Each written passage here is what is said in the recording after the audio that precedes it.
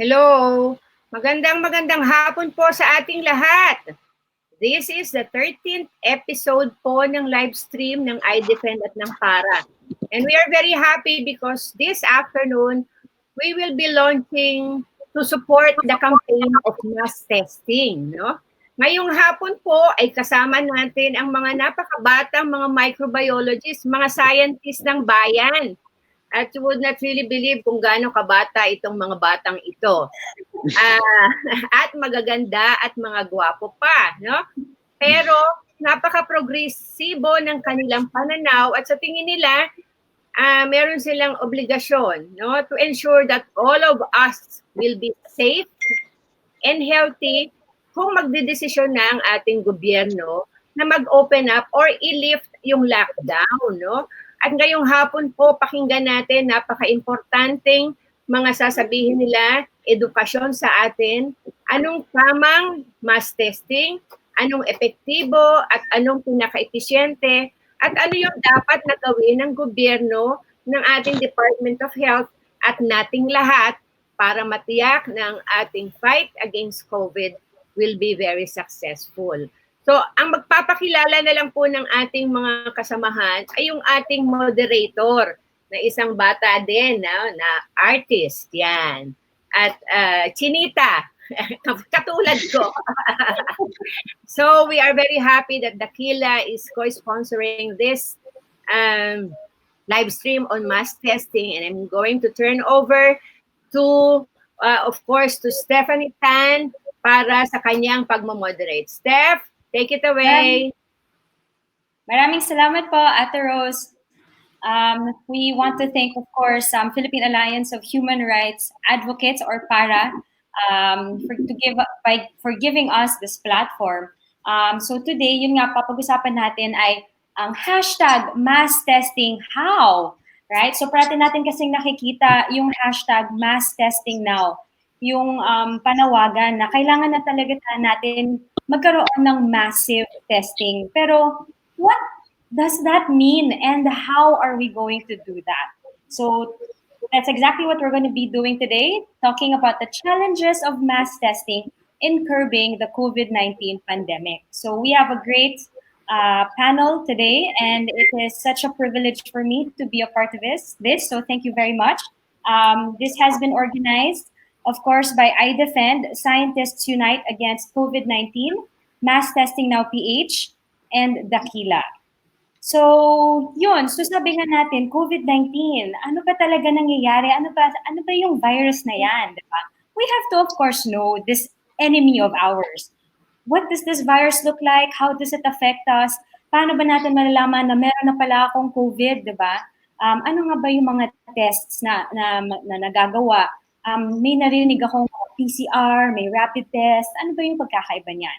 So, to give us an overview of COVID-19, we have here with us from the Department of Medical Microbiology of the College of Public Health in UP Manila. Let's welcome Professor Shay Villanueva.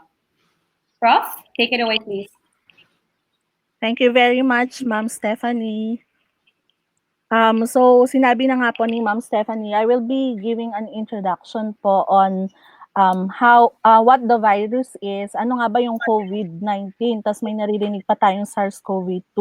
COVID-19 is also known, as you can see on the slide, it's Coronavirus Disease 2019. So, acronym siya actually nung CO ng coronavirus, and then VI ng virus, and then disease, and then 2019. This is actually a viral infection. Hindi po siya bacterial infection, but a viral infection that is caused by a virus known as Severe Acute Respiratory Syndrome Coronavirus 2.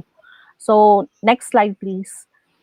Paano ba natin malalaman if we have the COVID-19? So, ang common na symptoms po, or the signs and symptoms that are commonly reported by the patients are, first, they develop fever, and then they also have dry cough. So, hindi katulad nung ibang mga sakit natin na medyo maplema yung ubo. But for COVID-19, dry cough po siya, and the patients also experience weakness or fatigue, or parang pagod na pagod po yung patient.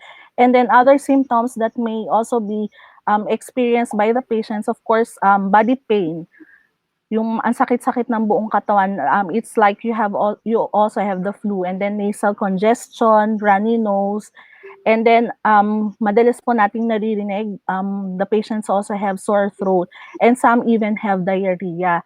And then in some cases po, nare-report nila na the patients also experience loss of the sense of taste or smell. So, kaakibat na po yun nung sakit na COVID-19. But we must also remember that around 80% of those affected or those infected by this virus do not experience any symptoms at all, or they experience just the mild symptoms.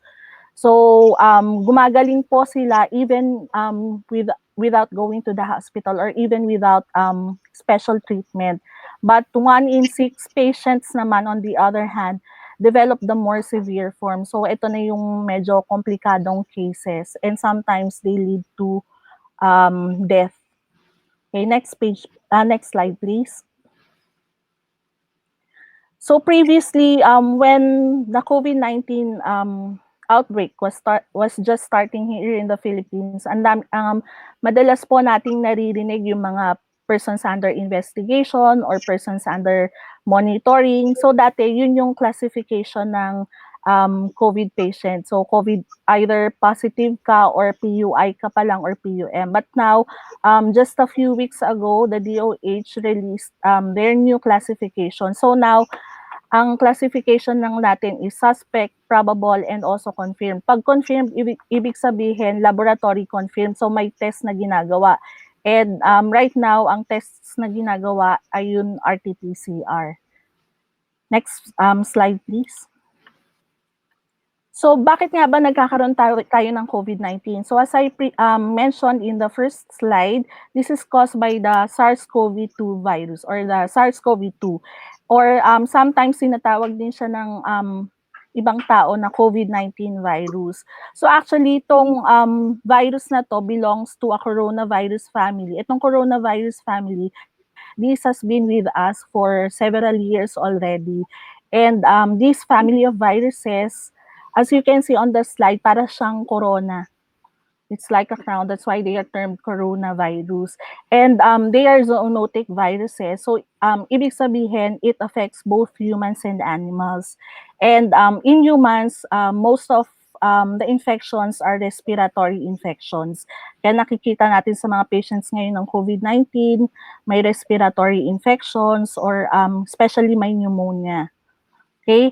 And yung cousins nitong SARS-CoV-2 is yung famous na, if you would remember, may outbreak din dati ng MERS-CoV, or yung Middle East Respiratory Syndrome, and also yung isa pa yung SARS din, that also started in China.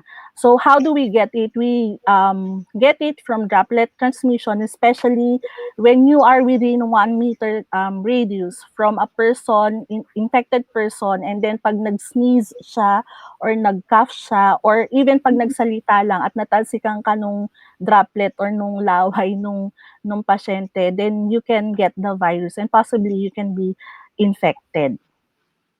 Okay, next slide, please. Now, paano mo na naman, how will we know if we really have the COVID-19? Of course, we do not just think of the clinical signs and symptoms, but we also have to get tested. So right now, ang available na tests for COVID-19 are RT-PCR, or yung real-time reverse transcription polymerase chain reaction, and also yung rapid tests. Ngayon, ang mga platform for rapid tests are yung mga serological tests, or those that tests for antibody. So mamaya, I think Sir Joshua, or the next speaker, will be talking in detail yung RT-PCR. Next slide, please. Next slide po. So what's the difference between RT-PCR? Sorry po. Previous slide po, Ma'am Camille, sorry. The difference between RT-PCR and rapid antibody test is, yung RT-PCR po, ang dinidetect niya is yung antigen mismo, or yung virus mismo. So ang dinedetect niya po yung RNA ng SARS-CoV-2.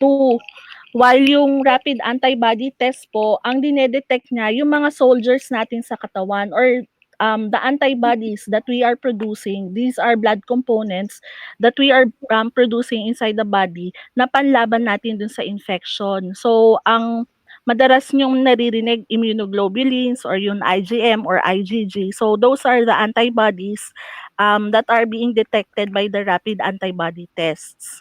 Next slide, please. Okay, so this also summarizes the differences between the RT-PCR and also the rapid antibody test.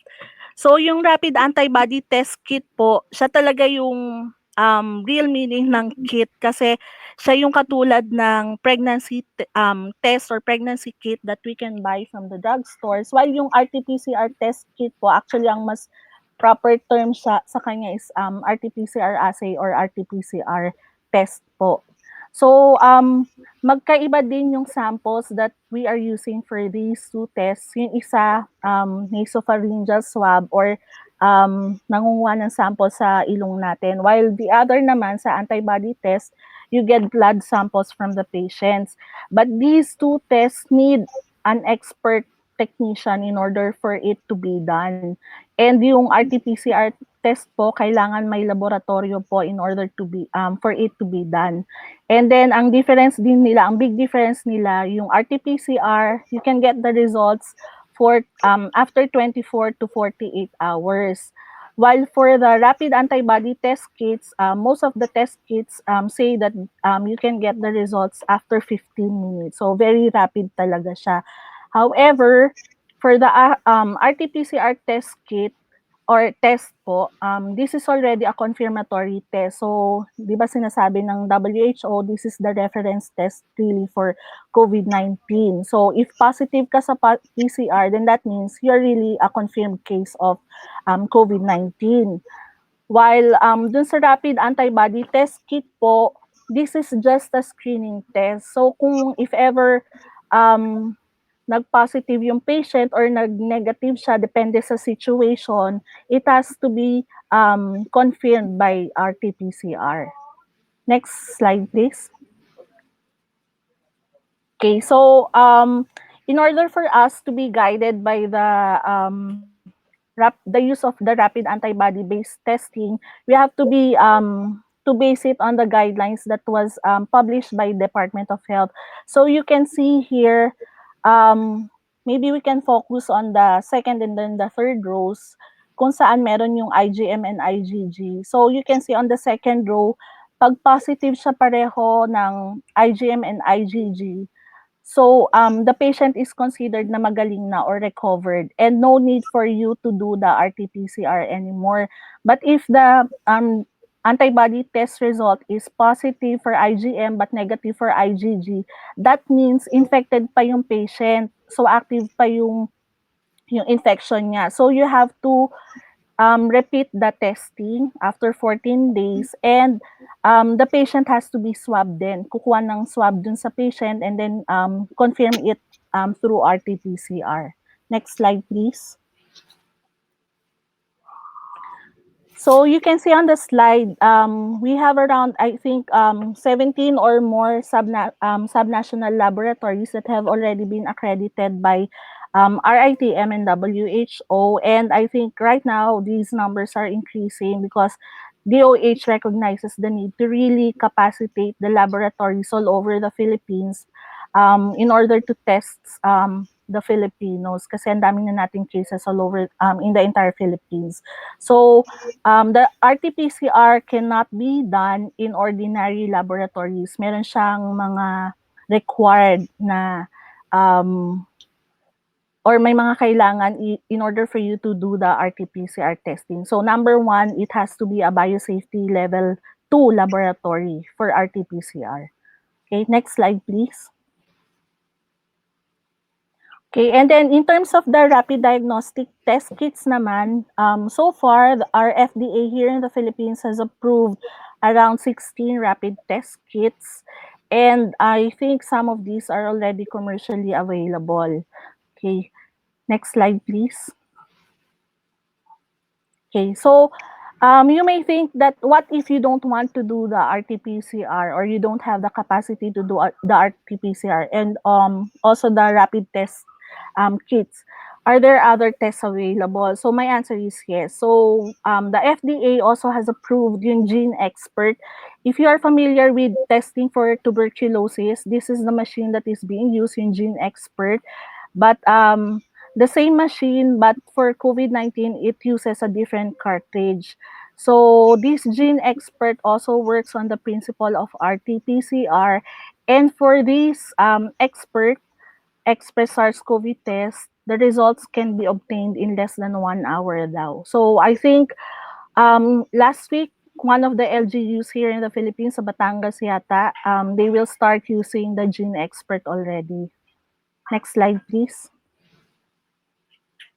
Okay, so a very important question. You might ask, are there vaccines, medicines, or treatment available? So the answer is none. So right now, even though there are many laboratories or researchers doing their tests on vaccines, unfortunately, we do not have the vaccines yet. But and I think it may take some time before we will have the vaccine, maybe more than 1 year before we have the clinical trial.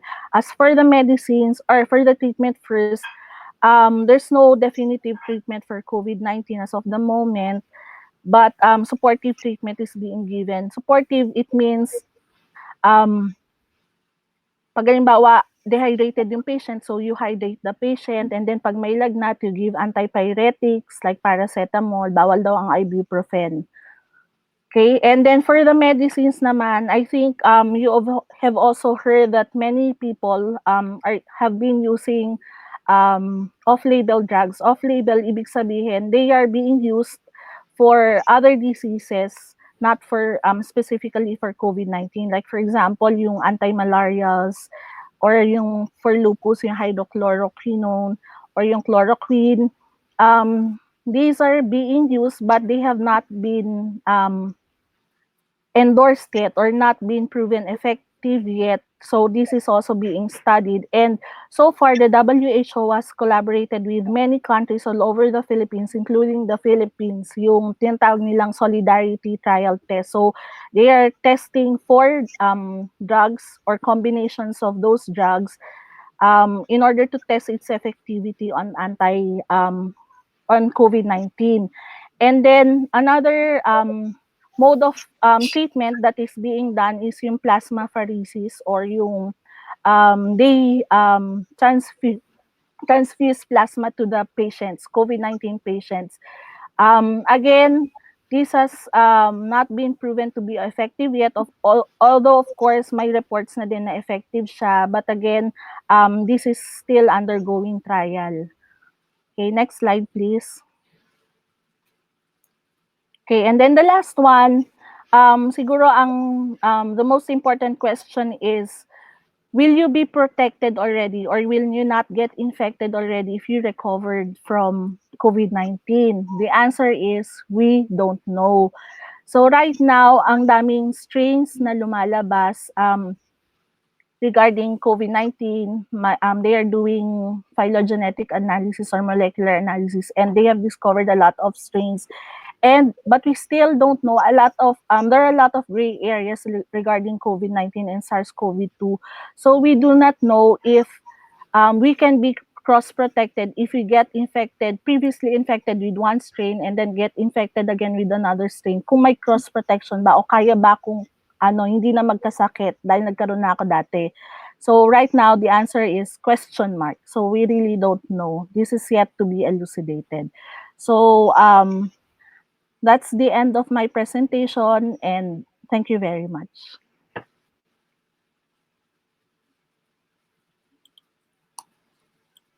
Maraming salamat po, Prof. Shirley Villanueva. Once again, she's from the Department of Medical Microbiology of the College of Public Health in UP Manila. So, yun, marami tayong natutunan, no? Tungkol nga dun sa virus.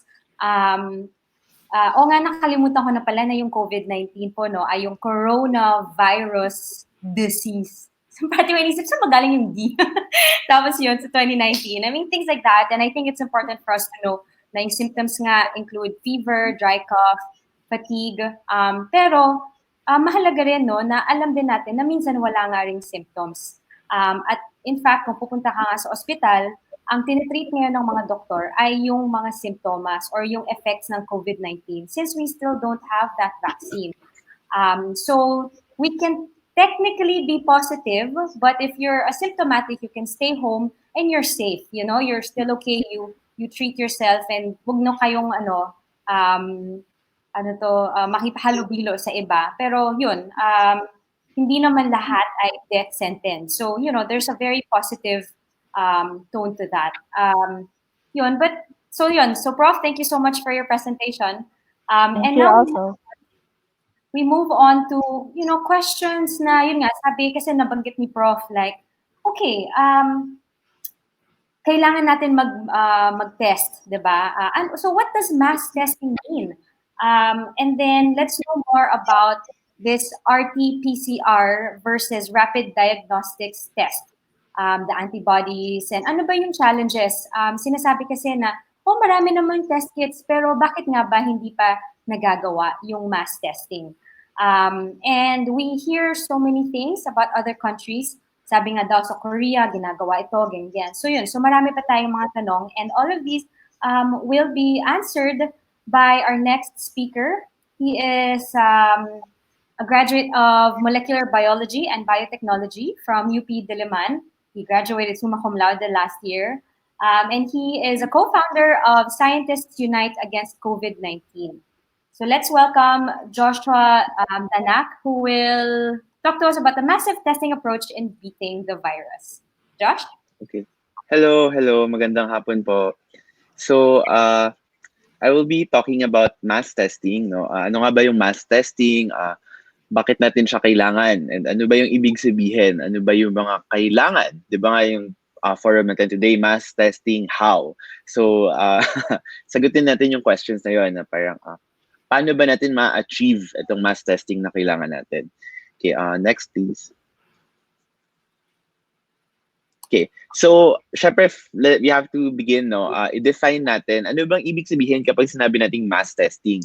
And isa kasing issue sa usapan na to, ang daming terms na binabato-bato, no? So, meron daw massive testing, merong expanded testing, increased testing, targeted mass testing, tapos yung iba, sinasabi nila, hindi tayo pwede mag-mass testing kasi ang dami-dami nun, ganun.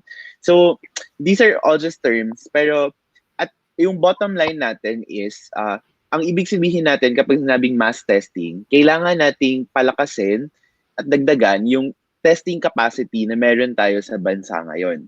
So, I guess siguro try rin natin i-reorient yung usapan, no, na instead of just focusing on sino ba yung kailangang i-test, tignan rin natin yung capacity natin ngayon para makapag-test. Kasi kung naririnig nyo sa balita, napaka-severe ng backlogs natin ngayon pagdating sa testing, di ba? Yung ibang PUIs or suspect cases, namamatay na sila, hindi pa lumalabas yung test results. So from that, you can already tell na kulang talaga yung testing capacity natin. Next, please. So, pag sinabi nating mass testing, hindi naman nangangahulugan na iti-test natin lahat ng tao. May strategy pa rin tayo. Kasi sino ba yung dapat matest? Unang-una, kailangan matest yung mga tinatawag na PUI or suspect cases. Kasi yun ang point ng classification nila eh. Possible na COVID-19 cases sila either dahil may exposure or dahil meron silang sintomas, pero hindi mo alam kung COVID cases ba sila. And for that, kailangan natin silang matest. Another group na kailangan nating matest ay yung frontliners natin, yung doctors, nurses, other staff na regularly exposed to patients of COVID. Kasi syempre, sila yung pinaka at risk, and if nagkasakit rin sila, nababawasan lalo yung capacity ng healthcare system natin. So, an important part para sa response natin is kailangan mapangalagaan yung capacity na yun. Kailangan mapangalagaan yung healthcare workers na yun. And finally, we also need to test priority yung vulnerable individuals, like yung people na may ibang karamdaman, yung mga nakakatanda, dahil sila yung pinaka at risk na makaranas ng malalang effects ng COVID-19. So when we talk about mass testing, kailangan din siyang increased and expanded or pinarami at pinalawak. Kasi, di ba, susunod naman yun eh. Kapag nakapag-build tayo ng capacity, the more labs that we have that can do the tests, mapaparami rin yung people na kaya nating i-test.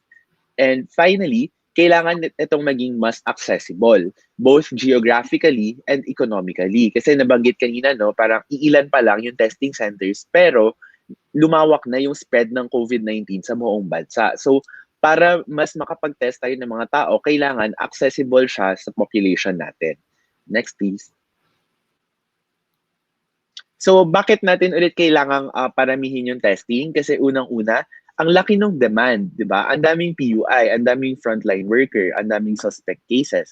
Pangalawa, ang tagal lumabas ng results. And kaya nga matagal dahil may backlogs. Kasi kulang na yung capacity ng labs para tumanggap ng test. So, kailangan natin magdagdag ng capacity na yun para maging mas accessible. And finally rin, kasi kailangan natin ma-predict or ma-model yung magiging course ng epidemic para mas maplano natin yung magiging responses ng ating pamahalaan, ng ating mga community. And for that, para makapagbuo tayo ng models na accurate, kailangan din accurate yung data na pinagbabasehan nila. So if we get more data through more testing, we can also improve the quality of those models. Next, please. So, pumapasok kasi ito sa usapan ng pag-flatten ng curve, di ba? Yun yung parang usong-usong naririnig ngayon. We need to flatten the curve. So, para ma-flatten yung curve, kailangan mo rin talaga ng mass testing or ng increased testing capacity. Kasi, paano mo ma-isolate yung mga cases ng COVID kung hindi mo sila tinetest? Paano mo mapaprotect yung healthcare workers kung wala silang access to testing, di ba? And remember, it's not just about flattening the curve, but we also have to raise that line. We have to raise the capacity of the healthcare system. So kasama sa capacity na yon, yung capacity to test. Okay, next please. So, nabanggit nga kanina, no, mayroong dalawang klase ng test kits or dalawang klase ng COVID testing. Yung isa dito ay yung PCR testing, yung tinatawag na gold standard. So, hindi yun gold standard dahil social siya or mahal siya. Pero gold standard kasi, yun talaga yung way para ma-determine kung mayroong virus is through PCR. Dahil yung virus na to ay gawa sa RNA, no? Yun yung genetic material niya. So, kapag may gusto tayong ma-detect na RNA, ang gold standard method talaga or yung pinakatamang method to do that is through an RT-PCR. On the other hand naman, yung rapid antibody tests, ang dinidetect nila ay hindi yung virus mismo, pero yun lamang antibodies na ginagawa ng katawan kapag merong infection. So, naririnig din yung, for example, yung gene expert na binanggit kanina, rapid test din ang tawag sa kanya. Pero we have to clarify na PCR test pa rin siya. So it would fall under more sa PCR category kahit na rapid din siya. Okay, next please. So ito kasi yung ginagawa kapag PCR testing, no? Una, kukuhanan ka ng sample kung saan yung virus sa katawan mo, which means sa lalamunan or kaya sinaswab sa ilong or sa bibig, and then minsan yung lung fluid sa mas malalalang kaso. Tapos yung sample na yun, dadalhin sa lab na accredited para mag-process ng COVID samples. So, una nilang gagawin is papatayin yung virus sa sample, yun yung inactivation. Tapos kailangan ma-extract yung RNA dahil nga RNA ang hinahanap kapag PCR testing. Kapag na-extract na yung RNA, yun ang tinatawag na mismong RT-PCR. So, doon ginagamit yung mga test kits tulad ng nagawa ng UPNIH. Yung mismong PCR, yun yung process ng identify and pag-amplify nung genetic material ng virus. So, pakita ko lang din. So, ito yung isang PCR plate. Ayan, parang vlogger tayo dyan. Nakikita nyo, mayroon siyang 96 na wells, no? Ibig sabihin, ganun karami yung samples na pwede mong i-process at one time. Next, please. So, ito naman yung sa rapid testing, no? Di ba, simple lang yung mismong test. Mas mabilis siya kasi yung kanina sa PCR testing, marami pa siyang pinagdadaanan eh. Kaya talagang normally 1 or 2 days bago ma-release ang result. Sa rapid testing, mabilis kasi kukuhanan ka lang ng dugo sa fingers and then ilalagay lang yun dun sa parang pregnancy test in 15 to 20 minutes or so, meron ka ng result na mababasa. Kaya lang, ito yung caveats, no? Ito yung problems doon. Kung nakikita niyo yung timeline na to, yung pinaka-left, yung blue arrow, yun yung moment na na-infect ang isang tao ng COVID-19. So, yung blue na period dun sa timeline natin, yun ang incubation period. During the incubation period, wala ka pang symptoms, pero nandun na yung virus, infected ka na. And pwede ka nang maging contagious or pwede ka nang makahawa ng ibang tao. So, ito yung very dangerous part, di ba? Ngayon, yung green arrow, yun yung first day na symptom onset. Usually, 5 days from infection bago magkaroon ng symptoms. Ngayon, kapag nagkaroon ka ng symptoms though, hindi ibig sabihin nun ay may antibodies ka na agad. Kasi yung antibodies, hindi naman yan parang instant na kapag dumating yung virus sa katawan mo, makakagawa ka na ng antibodies. It usually takes up to 2 weeks after symptoms are detected. So yun yung yellow arrow, bago ka maging seropositive or yun yung may antibodies na pwedeng ma-detect sa dugo mo.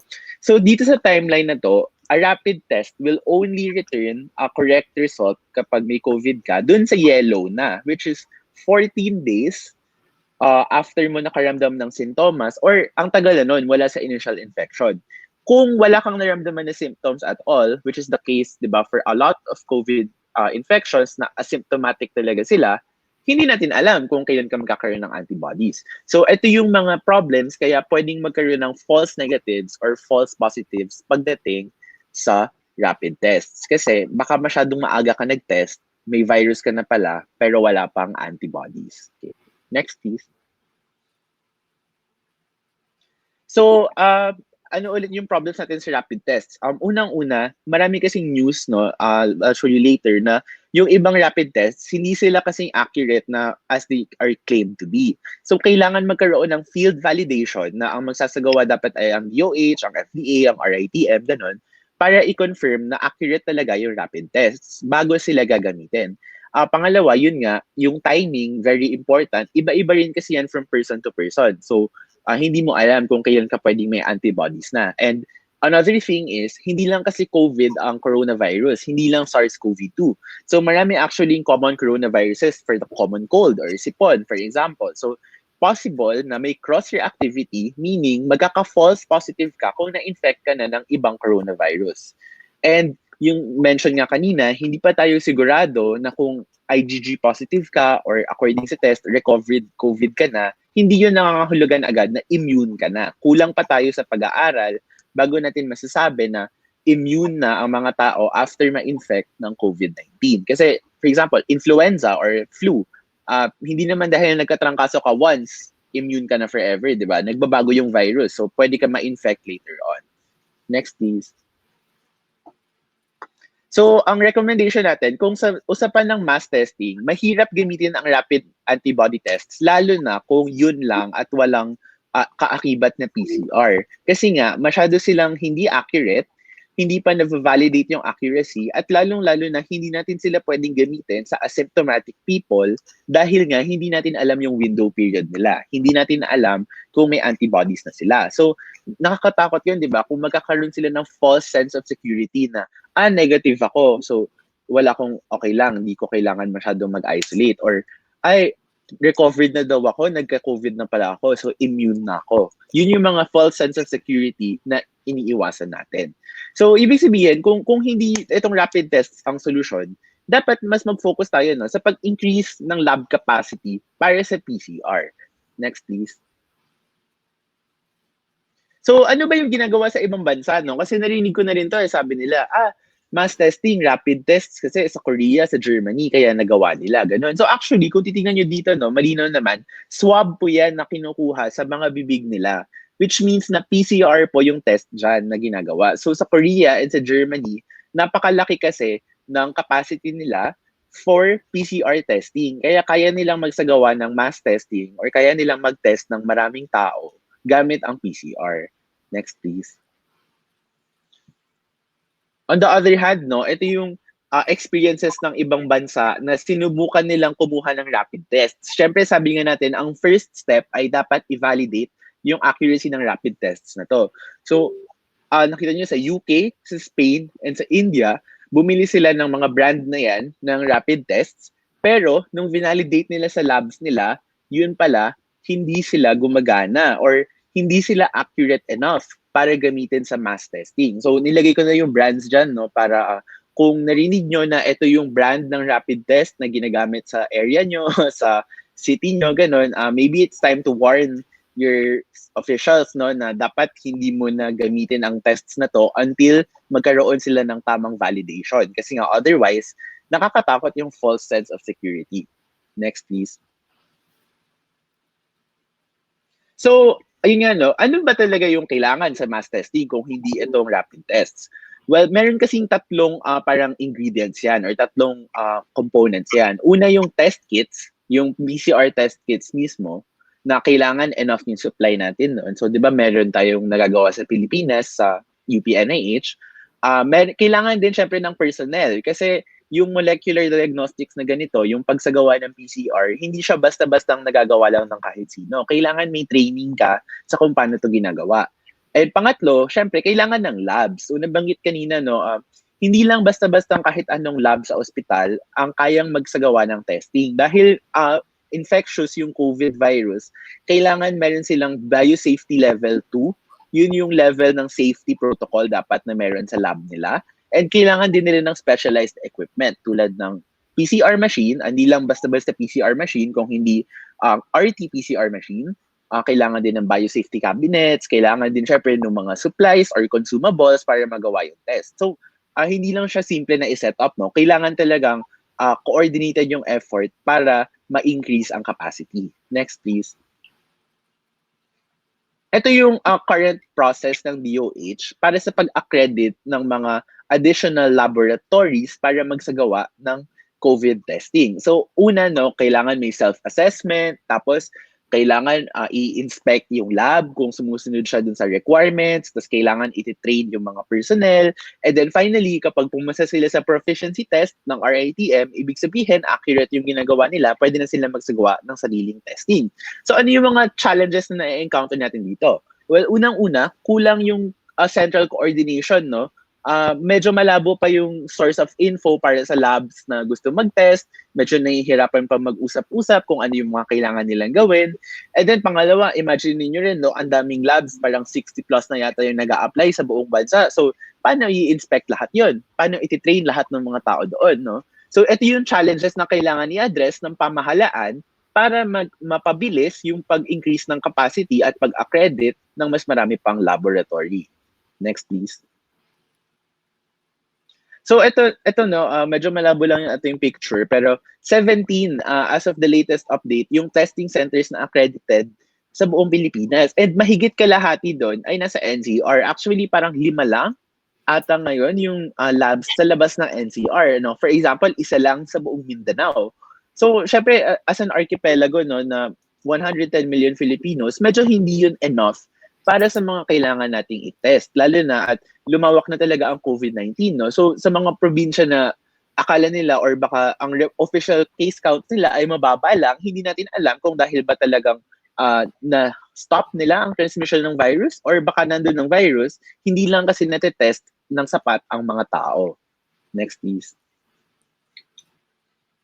So, ano yung summary ng mga pinag-usapan natin? Kung darating sa rapid test, mahirap gawin sa mass testing, no? Kasi hindi siya pwede sa mga wala pang sintomas at kailangan pa ma-validate ang tests na in-approve ng FDA sa bansa. So, iba pa po yung FDA approval sa validation. So, di ba, sa experiences ng Spain, ng UK, and ngayon pati ng India, hindi basta-basta pwedeng gamitin yung rapid test. Minsan, hindi sila accurate enough. And hindi rin sila pwedeng mag-serve as an immunity passport na tinatawag na parang, recovered ka na pala, di mo lang alam. So, immune ka na, pwede ka na magtrabaho, ganun. Siyempre, mahirap yun kasi maririsk mo yung buhay ng tao, di ba? Yung kalusugan niya na baka pinapapasok mo siya, di naman pala siya immune. So, kung gagamitin natin ng rapid test, kailangan pa rin na fina-follow up siya ng confirmatory PCR testing. And for that, kailangan pa rin i-increase yung lab capacity natin. So, next please. So, ano ngayon yung mga hakbang na pwedeng gawin ng pamahalaan para palakasin ang testing capacity. So unang-una kailangan i-simplify, support, and speed up lab accreditation, no? Kasi yung current process medyo magulo, maraming requirements na iisipin mo, kailangan ba talaga yun? Ganun? Or talaga bang important to para makapag-test? And yun nga kulang sa support eh. I think yung Marikina Mayor yung nagsabi na parang para daw silang kliyente na nag-a-apply imbis na i-treat more like partners na kailangan mag-help. Kasi no, yung testing capacity na to, para sa buong bansa to. So, kailangan natin itong lahat. Kaya kailangan talaga siyang tutukan ng gobyerno. Kasama doon, yun nga kailangan ng clear central coordination and technical guidance kasi hindi nga biro yung pag-set up ng lab, no? Kailangan talaga ng expert advice kung ano yung mga kailangan gawin sa bawat lab.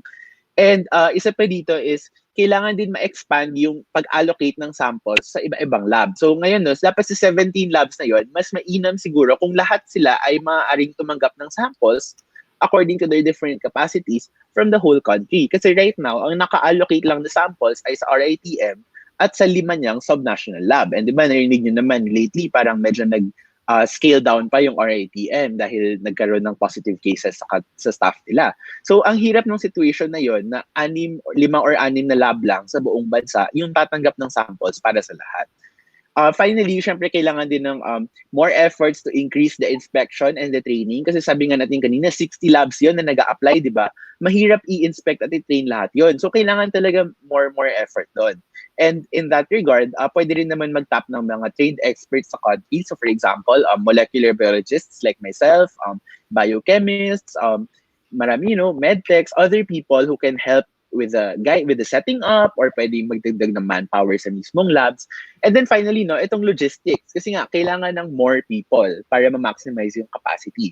Kailangan namin ng supplies, kailangan natin ng more equipment. So, kailangan ng mas secure na funding para sa testing labs na to. Pwede rin makipag-coordinate sa mga supplier ng kagamitan na to sa bansa para mapabilis yung process ng pag-acquire nila ng mga gamit. So, next please.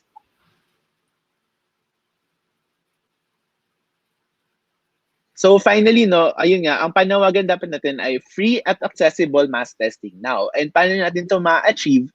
Kailangan palakasin ng pamahalaan ang lab capacity sa buong bansa para mas makapag-test tayo para sa COVID-19, lalo na sa mga taong nangangailangan ng testing and matutugunan natin yung need na yon sa ating bansa. Okay, that's it for my talk. So Steph, I'll give it back to you. That was great, Josh. Thank you. As usual, I learned a lot. So yun nga yung kung sinasabi natin na mass testing, ito pala ay strategic, no? So ibig sabihin nun nito ay meron pa ring mga levels. Let's say, siguro yung una ay frontline, tapos yung mga vulnerable, tapos targeted siya. So ibig sabihin din dito, basta yung increased or expanded or more accessible, o basta lahat yan, kung sinasabi nating mass testing, yun na yun, di ba? Tapos dalawa din. So, dalawang klaseng tests, yung RT-PCR at saka antibody tests. So, kung may magtatanong, ano bang mas maganda? Makasama sasabihin natin, RT-PCR. Real-time, reverse, transcriptase, polymerase, chain reaction. Okay? So, RT-PCR. Very good. I wrote that down. So, kung bored kayo, i-memorize na yan. Okay? So, alright. Kasi, yung Josh, sabi mo na yung antibody, hindi kasi siya accurate. Tama? So, meron tayong mga false positive at false negative. Meaning, kesyo positive or negative, madalas hindi natin alam kung totoo pala yun, di ba? So, akala mo parang, hi, positive ka na, panic ka, ganyan. Hindi naman pala totoo yun. Or kung negative, feel mo na parang, hi, okay na ako. Pero hindi pala, meron ka palang virus. So, nakakatakot din yun. And ultimately, yung mga antibody tests, kailangan pa rin ma-confirm dito nga sa PCR testing. So, ang kailangan talagang gawin ay palakasin ng pamalaan ang lab capacities.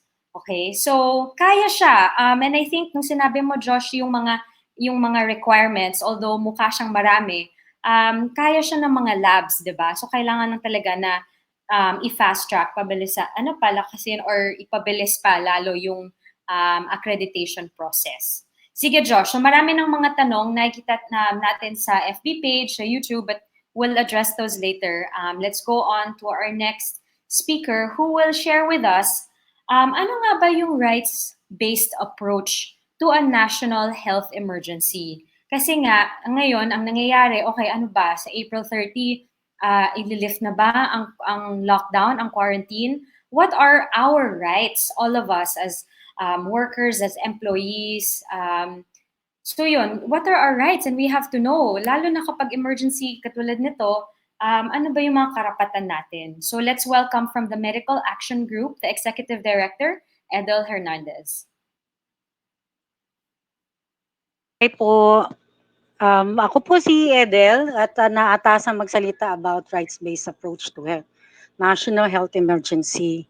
Ano ba yung rights-based approach to health? No? Ang rights-based approach to health is paggamit ng proseso sa human rights as a framework for human development.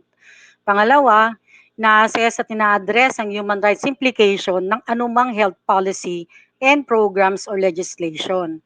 And finally, making human rights as integral dimension in planning, designing, monitoring, and evaluating health-related policy.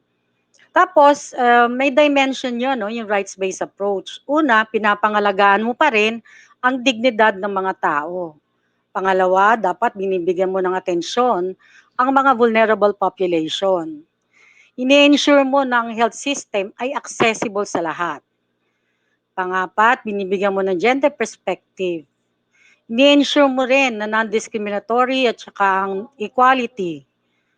Panglima, pang-anim ay ang participation at pinakahuli ay ang paggamit ng transparency and accountability. Sa rights-based approach, ine-emphasize na ang bawat tao ay may basic right at dapat itong nirerespeto at pinoproteksahan sa anumang panahon. Ibig sabihin din ito na ang bawat tao ay ini-enjoy niya yung highest standards of health, no? Hindi siya hindi yung health ko mas mataas kaysa sa iyo o yung standard ng health ay iba-iba para sa ating lahat, no? At ito ay nasa international law, no? Pinoprotektahan itong mga karapatan na to ng international law. Panghuli, sinasabi niya na dapat ay ini-empower niya yung tao at kiniklaim niya yung right na yon, no? At dapat ay pinatataas ang abilidad at accountabilidad ng bawat individual o institusyon na responsable para sa pagrerespeto, pagpoprotekta at pagpo-fulfill ng rights na yon. So in short, ang right to health ay hindi lang nakakonfine sa right to health care. So hindi siya pareho, no? Dapat ini-embrace niya yung wide range of socioeconomic factors that promote conditions in which people can lead a healthy life, extends to underlying determinants of health. Yung underlying determinants of health ay yung food and nutrition, housing, access to safe and potable water, adequate sanitation, safety and healthy working conditions, at healthy environment.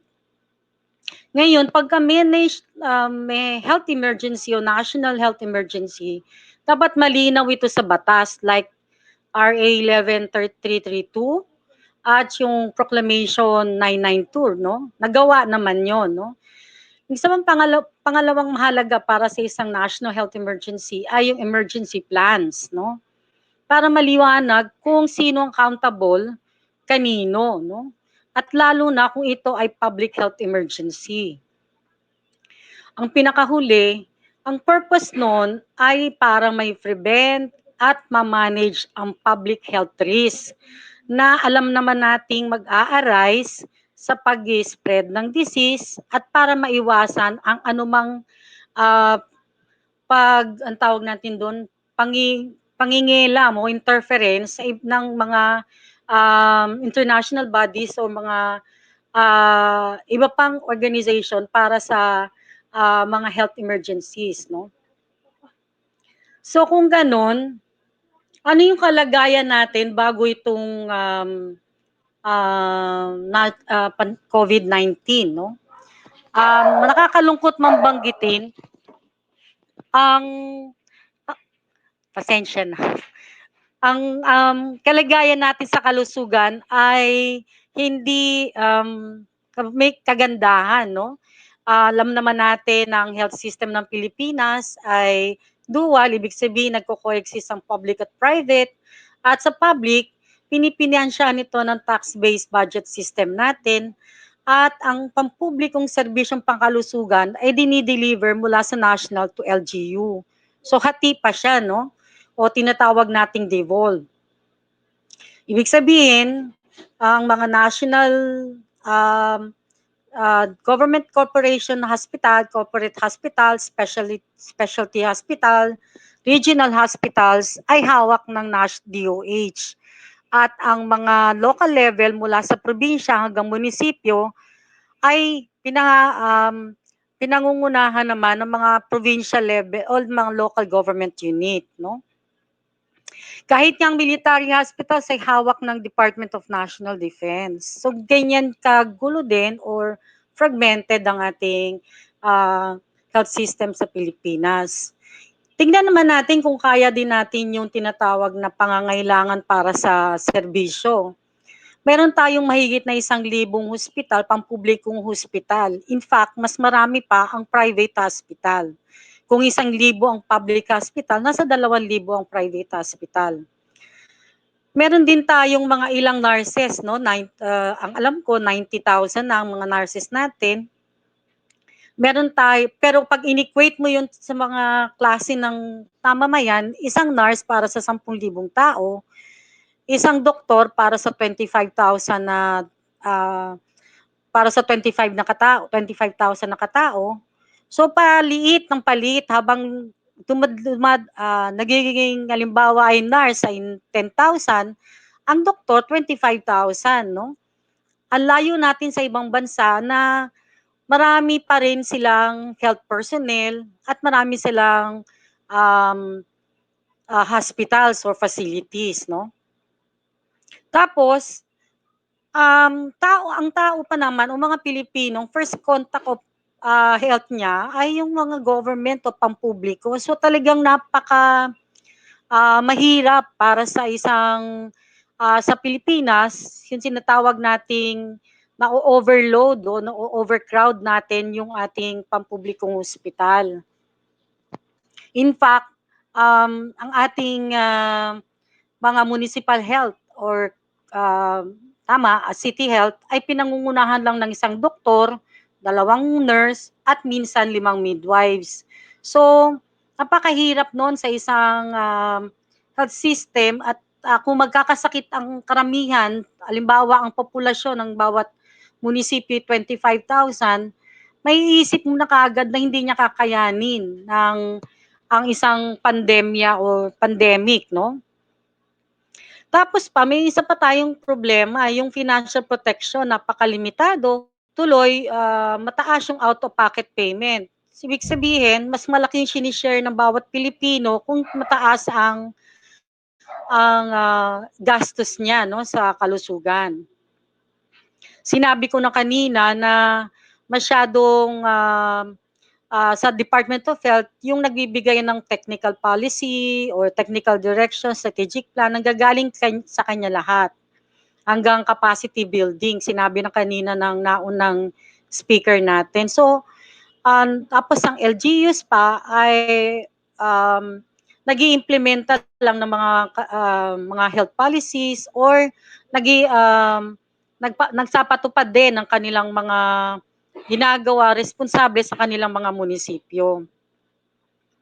So, in short, ang sinasabi natin, may problema tayo sa equity in relation sa maldistribution ng facilities, health staff, at mga first personnel, no?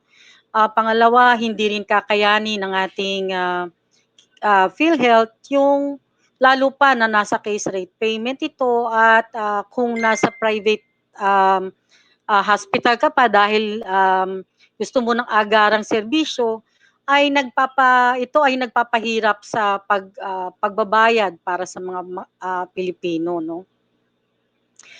Panghuli ko yatang sasabihin, ano ngayon yung mga challenges and gaps sa ating pandemya o sa ating kalagayan sa kalusugan, no? Una, sabi na natin, kapag ka nasa ina-apply lang natin yung human rights standards at ginagamit natin ito kasama na ang underlying determinants of health sa pamamagitan ng public health system. So, una, tingin ko, isa sa kailangan maintindihan yung gap ay malinaw yung prevention at management plans. Parang kung hindi ka taga-health at hindi mo kakalkalin yung mga plano o nalalaman mo sa kalusugan, hindi mo parang wala sa iyo yan. Samantalang may pagkilala tayo na dapat hanggang local level ay alam na alam yung tinatawag na pag-iwas at pagmamanage ng COVID-19. Pangalawa, tingin ko may gap din talaga sa pagbibigay ng preferensya o sa mga pagtingin sa vulnerable population, no? Katulad ng nasabi na ng mga iba pang artikulo, kung ang mas tinatamaan ay yung mayroong ay nakatatanda at saka may previously na sakit, dapat sila yung nabibigyan ng sapat na atensyon at prioridad. Pangatlo, tingin ko talaga ay may kakulangan sa access sa information at inclusive, no? Dapat inclusive. Nagbigay na ng opinyon ng ating mga kapatid na may kapansanan. Ang mga impormasyon ay hindi sensitive sa kanilang kalagayan. Sinasabi nila, walang information para sa mga deaf, no? Parang hindi, napansin nyo ba, meron na bang naglabas ng information o infographics na ma-appreciate ng ating mga kapatid na may kapansanan, no? O kanilang differently abled na kapatid. So, noon pa, at dapat pinakinggan ng gobyerno yun dahil malaki ang magagawa nito para sa kanila. Tapos, sinasabi rin natin na hindi dapat laging passive recipient. Uulitin ko, hindi natin tinitigyan na tagatanggap lamang ang ating mamamayan. Sila ay rights holder. Mayroon silang stake dyan. So dapat obligado yung gobyerno na i-establish yung mechanism para sa participation ng mga mamamayan. Dapat malinaw yon from the start. Parang hindi masyado at huli na lamang, parang hindi ko pangaramdam kung paano papasok yung mga non-government o civil society sa anumang plano ng ating gobyerno. At pinakahuli, siguro yung paano napapanagot ang lahat ng ahensya ng pamahalaan now that they say ito ay whole of government approach, whole of society approach. Dapat tignan natin, no, paano natin sila papanagutin sa anumang sa kahit na panahon ng emergency, kailangan nating yung accountability, no? At ang pinakahuli sa pag-highlight ko sa citizens participation, kung appreciated lang natin yung partisipasyon ng mga mamamayan, dapat ilabas din, hikayatin ng tao sa ang kanilang malikhaing paraan para makatulong sila sa pagsugpo ng COVID-19. Sinasabi na noon nakita nyo, no, na maraming mga sinabi about paano nila gagawin yung mga tinatawag na mask. Nakakatuwa yun. Pero pwede pala yun sa isang banda. Nung una pinagtatawanan. Pero yun yung tinatawag kong malikhaing paraan para makatulong sila sa pagsugpo sa COVID-19. Maraming salamat po. Maraming salamat po, Edel. So yun, siguro a few points, no? Tama talaga na dapat human rights is an integral framework dun sa buong disenyo ng lahat dapat ng mga policies, no?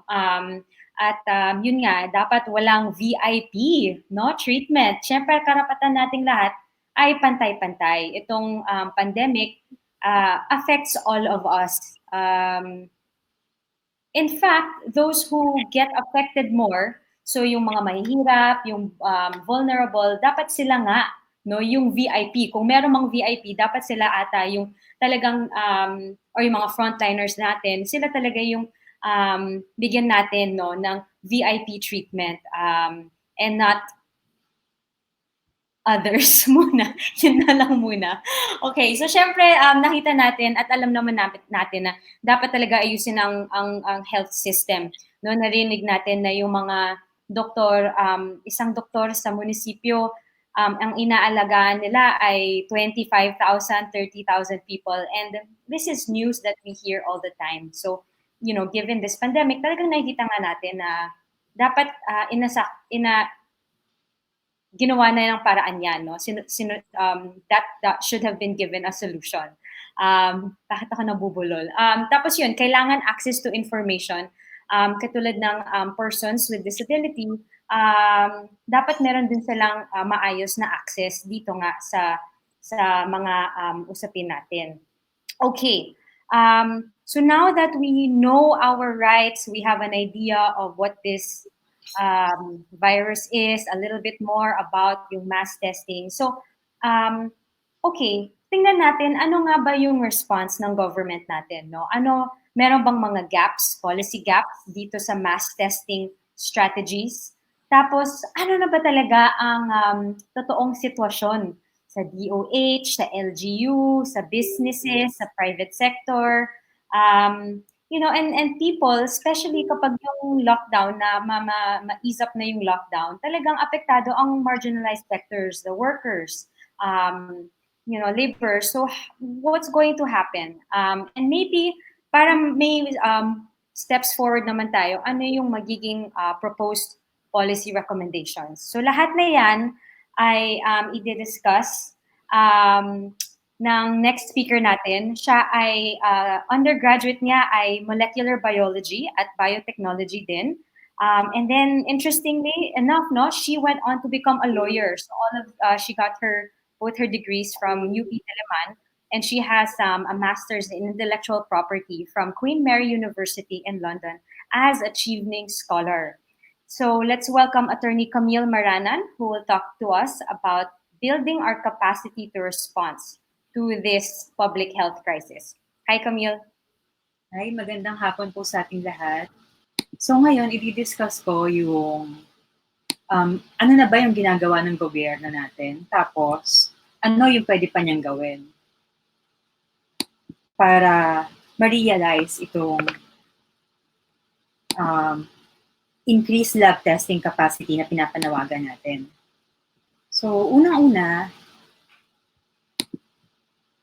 balik ulit tayo dun sa objectives nung pinapanawagan natin na mass testing na in-equate natin sa increased laboratory testing capacity. So, yung unang objective niya is of course diagnosis. Para malaman natin sino ba sa atin yung meron ng sakit, sino yung dapat na tinitreat na ng mga doktor, ng mga nurses, and then sino yung dapat na i-isolate. So, siya yung unang objective ng mass testing. Pangalawa is policy making. Para matulungan yung gobyerno natin na gumawa ng informed decisions and policies para ma-address yung pandemic. Kasi hindi pwedeng yung decision nila masyadong reactive na lang sa kung ano yung narinig nila or nabasa nila sa mass media, sa social media, di ba? Dapat pinaplano yung next step on how to address this pandemic.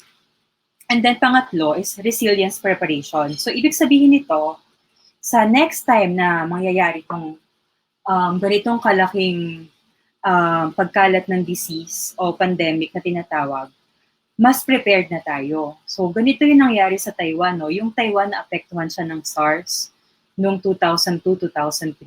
Tapos ginamit nila yung data dun sa nangyari sa kanila sa SARS para mag-build ng capacity para sa susunod na pandemic, masanda na sila. At ngayon naman, nakikita natin na yun ngayon nangyayari. No? Sila yung isa sa pinakahandang bansa na nagtatakal nitong COVID-19. So ito yung lagi nating ilagay sa sa minds natin na ito yung objectives ng mass testing. Hindi lang siya yung diagnosis para sa mga pasyente. May gamit din siya para sa policy making at sa pag-prepare natin para sa susunod na mangyayari. So, tignan naman natin ngayon kung nasa na ba tayo in terms of mass testing. Alam nating lahat na nagsimula yung coronavirus outbreak sa Wuhan, China. And na-report to sa WHO noong December 31, 2019, allegedly. Allegedly kasi may mga tao nagsasabi na mas maaga pa lang alam na nila na meron ng outbreak, hindi lang shinare sa ibang mga bansa. Pero ang official na report ay natanggap ng WHO noong December 31, 2019. Bagaman December pa lumabas yung report on the outbreak, yung DOH natin, nagpatawag lang siya ng Interagency Task Force for the Management of Emerging Infectious Diseases noong January 28, 2020. So makikita natin na more than 1 month bago nagkaroon ng interagency meeting yung iba't ibang sangay ng gobyerno natin para matackle kung ano ba yung dapat gawin natin dito sa COVID na to. And then, yung scenario nung January, walang testing capacity ang Pilipinas para ma-determine kung meron na bang COVID. Meron lang RITM, general assays for coronavirus, yung mga dati nang na-detect na coronavirus. Pero para sa SARS-CoV-2, yung virus mismo na nagkakos ng COVID-19, wala tayong pang-detect. Ang ginagawa natin, nagpapadala tayo ng samples ng suspected na COVID-19 cases sa Australia. At yung Australia, yung nagtatest para sa Pilipinas. Tapos, noong January 29, 2020, dun lang dumating yung first order ng test kits para sa SARS-CoV-2. Tapos, ang laboratory lang na nakakapag-test nun, yung RITM. Tapos, mahalaga din na i-note natin lahat no na yung RITM, sinet up lang yung laboratory portion niya para sa PCR testing ng SARS-CoV-2 after mag-arrive ng kits.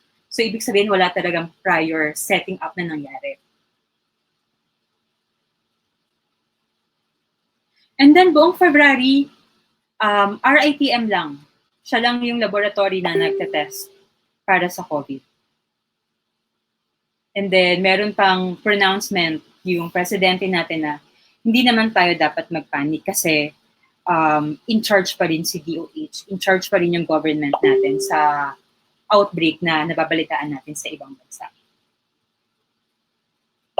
And then, ito nga, March 6, nagkaroon na ng report ng first local COVID-19 infection. Ibig sabihin, hindi lang yung mga taong galing sa ibang bansa yung na-detect na merong COVID. Na-transmit na rin siya ng isang taong galing sa ibang bansa, tapos na-transmit niya sa isang local na Filipino. Tapos yung local Filipino, siya yung nag-manifest ng infection. So kahit na nagkaroon na tayo ng local infection, wala pa rin tayong nababalitaang movement. Wala pa rin pronouncement on mass testing. After 2 weeks lang na ma-announce yung first na local transmission, sinabi ni DOH na magkakaroon ng 4 pa na laboratories na magsisimula na mag-detect ng COVID-19 testing. So in total, mid-March, meron na tayong 5 laboratories. Same week, sinabi ni DOH na wala pa namang need para mag-mass testing tayo. Kasi yun nga, under control pa rin daw yung COVID sa bansa natin.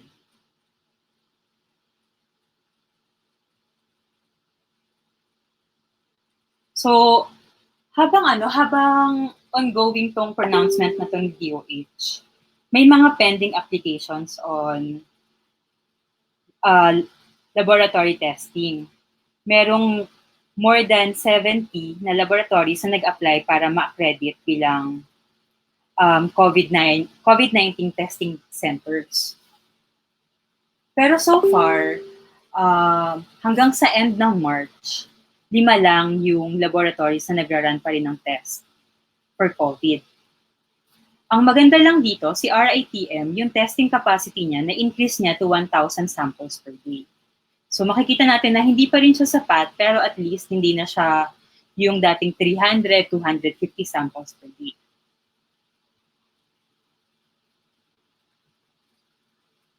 Nung first week ng April, in-announce ng IATF na magkakaroon na ng mass testing starting on April 14. Ang mahirap lang dito, hindi nila sinabi kung paano mangyayari yung mass testing na yon. And then, after one day, yung DOH, kinlarify niya na yung mass testing na sinasabi ni IATF, ang involved lang doon yung yung nasa algorithm pa rin nila, yung mga merong symptoms, yung vulnerable sector, and then yung healthcare workers. Kaya lang, wala pa talaga silang inilalabas na guidelines kung paano ipapatupad to.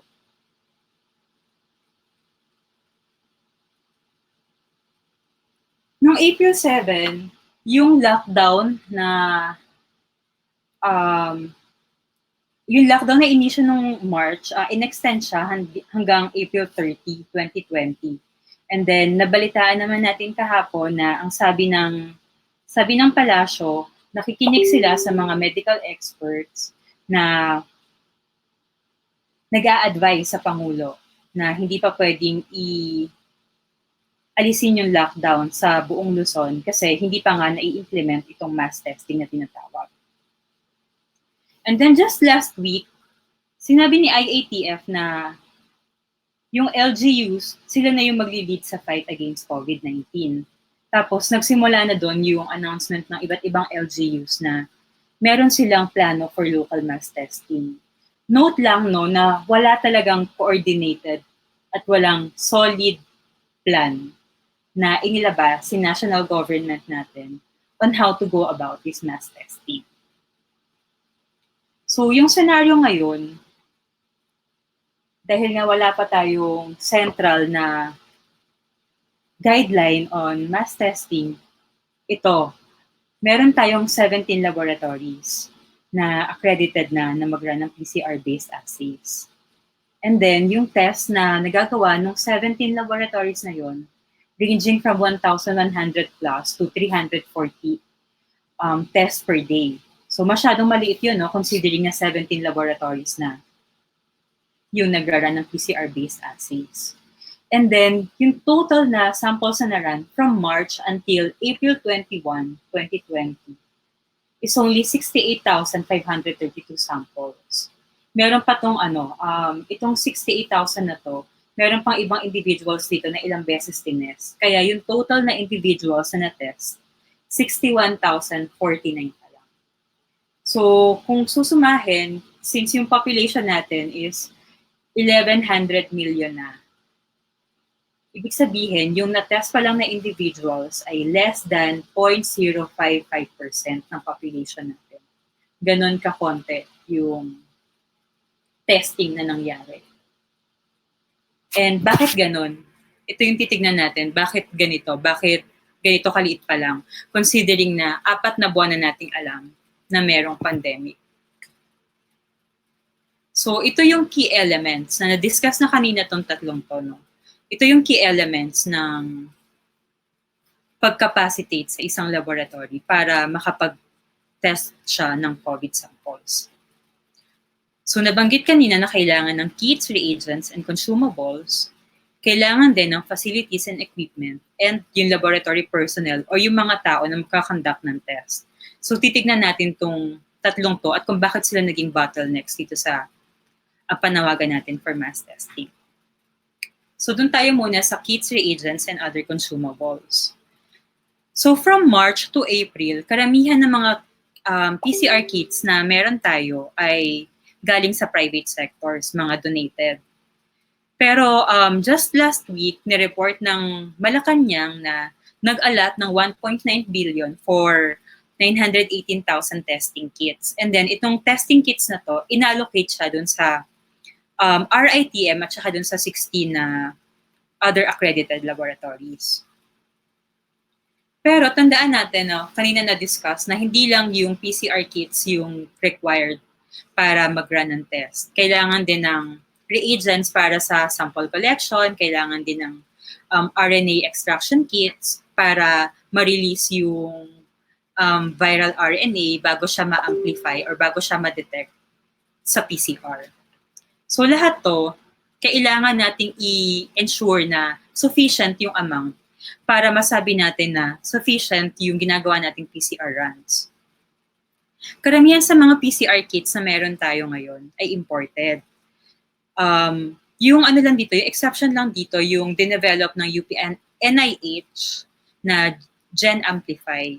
So yung Gen Amplify, last week sinabi na ano na siya, na inallocate na siya sa iba't ibang mga accredited laboratories, and then ginagamit na nila yon para mag-test ng COVID. Although wala pang official data on Gen Amplify from DOH. So next na bottleneck ay yung laboratory personnel. Kasi kahit na meron kang kits, meron kang reagents, meron kang ibang ingredients, hindi pwedeng kahit na sino lang yung mag-handle sa kanila. Kailangan mo ng isang tao na merong training kung paano gumamit ng machine para dito sa pag-amplify ng mga kits na meron tayo. And then, yung laboratory personnel, kailangan din na meron siyang training sa biosafety and biosecurity. So ngayon, yung mga laboratories and hospitals na nagrarun ng PCR-based assay, meron sila mga medical technologists and meron sila mga pathologists na merong training sa molecular diagnostics. Kaya lang, karamihan sa kanila nagsasabi na kulang pa rin yung manpower. Siyempre, di ba, kapag gusto mo, mas mapabilis yung pag-run, makapag-run ng maraming samples per day, kailangan mo na mas maraming manpower.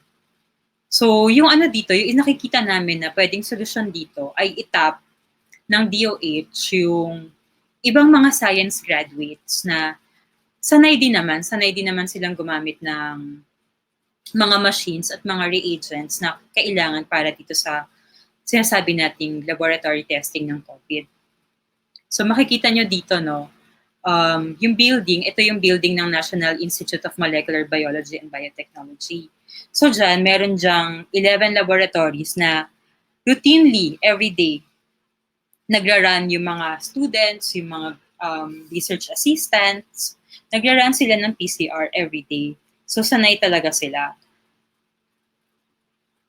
Kaya dapat mangyari na para masolusyonan yung kakulangan sa manpower sa ibang mga hospital at saka sa laboratory, itap natin yung mga ganitong graduates para makatulong sila sa pagrarun ng PCR.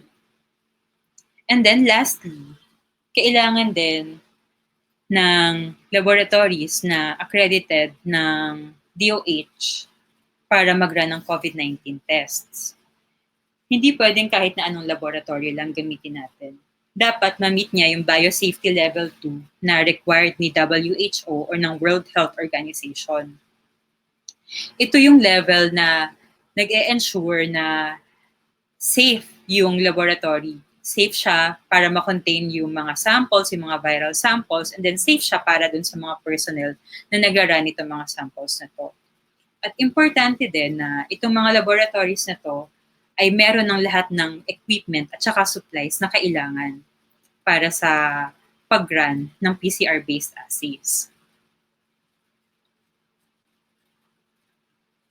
Para ma-accredit ng DOH, naglabas yung RITM ng 5 steps para sa accreditation. So yung sabi nila, yung unang step, yung self-assessment. Si laboratory, siya yung mag-a-assess kung meron na ba siya ng lahat ng equipment, kung nami-meet ba niya yung BSL-2 standards ng WHO at ng DOH. And then, magsasubmit siya ng self-assessment tool sa DOH, and then merong team ng DOH, RITM at WHO na dapat mag-conduct ng on-site visit during stage 2. Tapos, pagkatapos ng validation stage, o kapag ka nagkaroon na ng clearance from DOH at RITM and WHO na sufficient nga yung equipment and yung tools ni laboratory para mag-conduct ng test, kailangan pa magpadala ni laboratory sa RITM ng laboratory personnel na magte-train para ma-ensure naman ni RITM na yung mga nagra-run ng samples, meron talaga silang sufficient knowledge on molecular diagnostics and on biosafety and biosecurity. Tapos, pang-apat na stage, yung meron ng partial certification, yung laboratory para mag-run ng PCR samples. So dito, ginaguide pa siya ni RITM at ni DOH, pero pwede na siyang tumanggap ng samples from outside.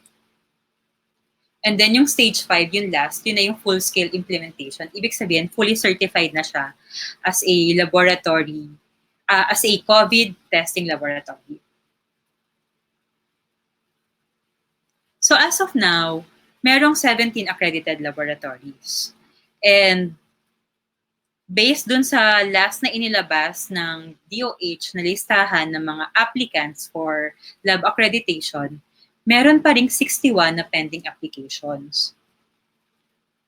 Tapos makikita natin dito sa accredited laboratories, na-discuss na to kanina, no? 12 dun sa laboratories na yon, 12 out of 17 nasa NCR. Tapos isa in each regions of Region 5, Region 6, Region 7, Region 11, and the CAR. Yung ibig sabihin nito, no, yung implication nito na 12 sa NCR and then isa sa 5 rehiyon, ibig sabihin nito, 75 provinces out of 81 provinces sa bansa natin, yung walang lab accredited, walang DOH accredited laboratories para mag-run ng COVID.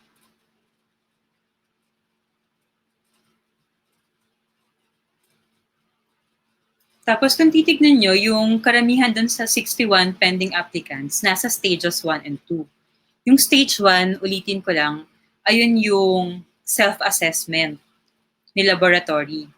Siya yung magde-determine kung feeling ba niya na-meet niya na lahat ng required elements para ma-reach yung BSL-2 requirement.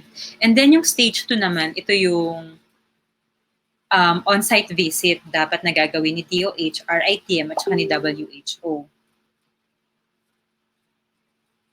So, maraming natatagalan dito sa stages na to kasi unang-una, yung mga local hospitals, lalo na sa Visayas, sa Mindanao, hindi nila alam kung saan magsisimula.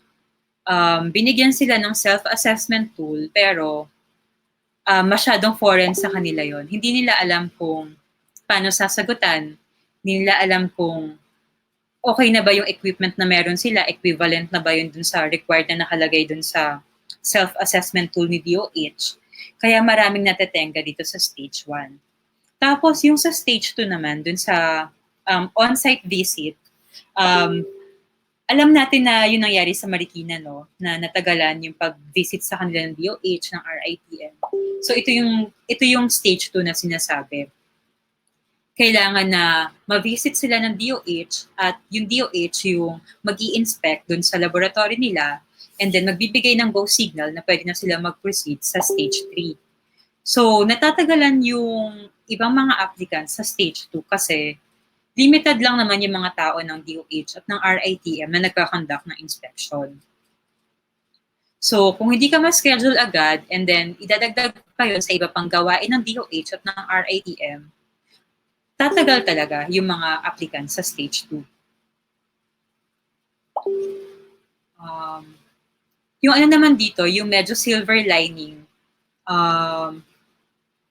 kahit na merong mga LGUs at mga local hospitals na medyo hindi nila alam kung saan sila magsisimula, pero gusto nila magkaroon ng lab accreditation from DOH.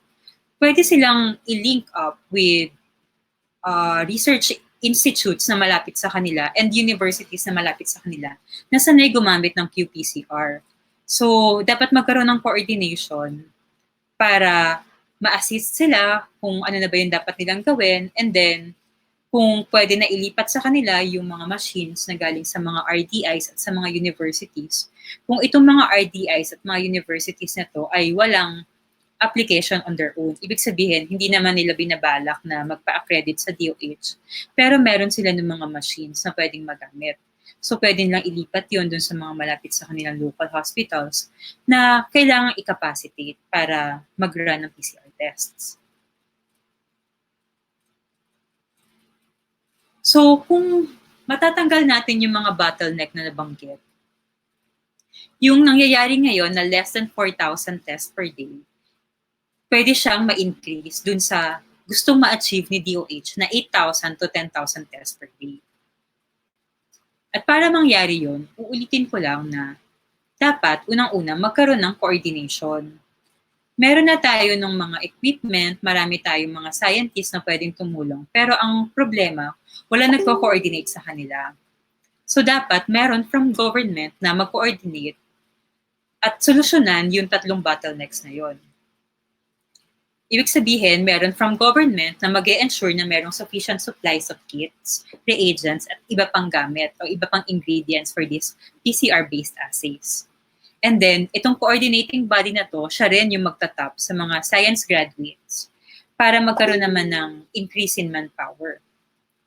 Maraming ibang courses yung nabanggit niya kanina, yung MBB, yung biochem, na pwede rin silang tumulong sa pagrara ng PCR-based assays. Dapat lang matap sila ng government.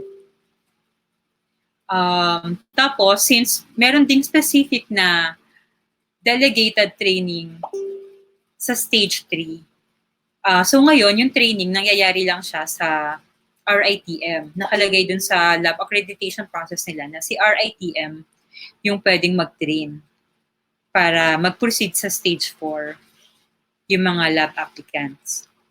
Pero pwede namang mangyari na i-delegate nila yung training sa mga research institutes at sa mga universities like UP na sanay mag-train at sanay magturo about molecular diagnostics.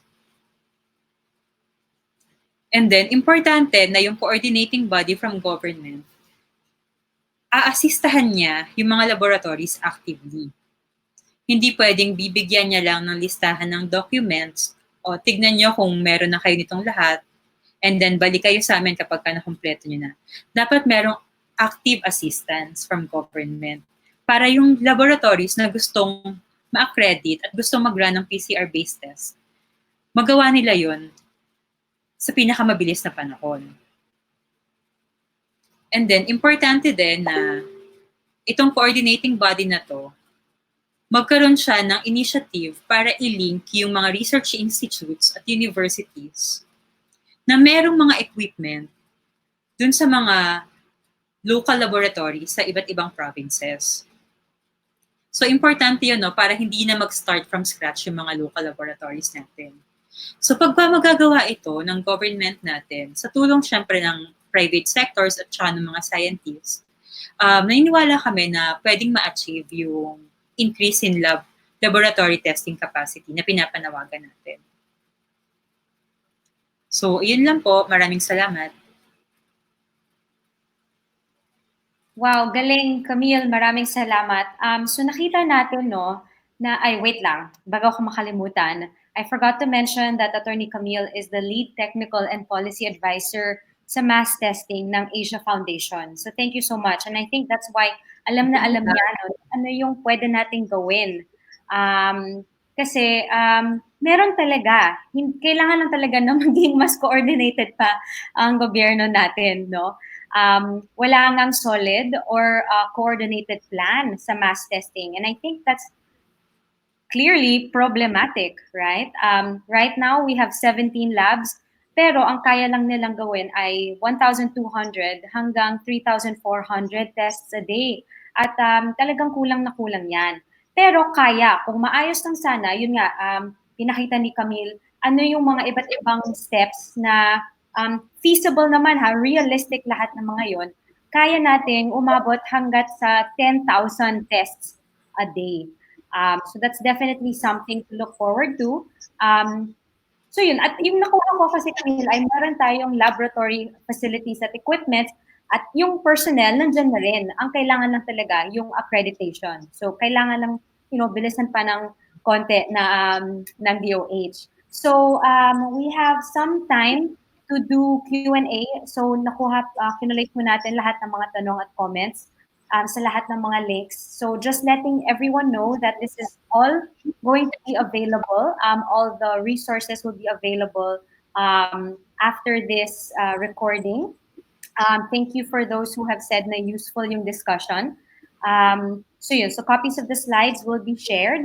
And kung saan nyo man po itong pinapanood na link, please share this link to your loved ones. And even your not so loved ones, dapat alam din nila ano yung, diba, ano yung information tungkol sa COVID.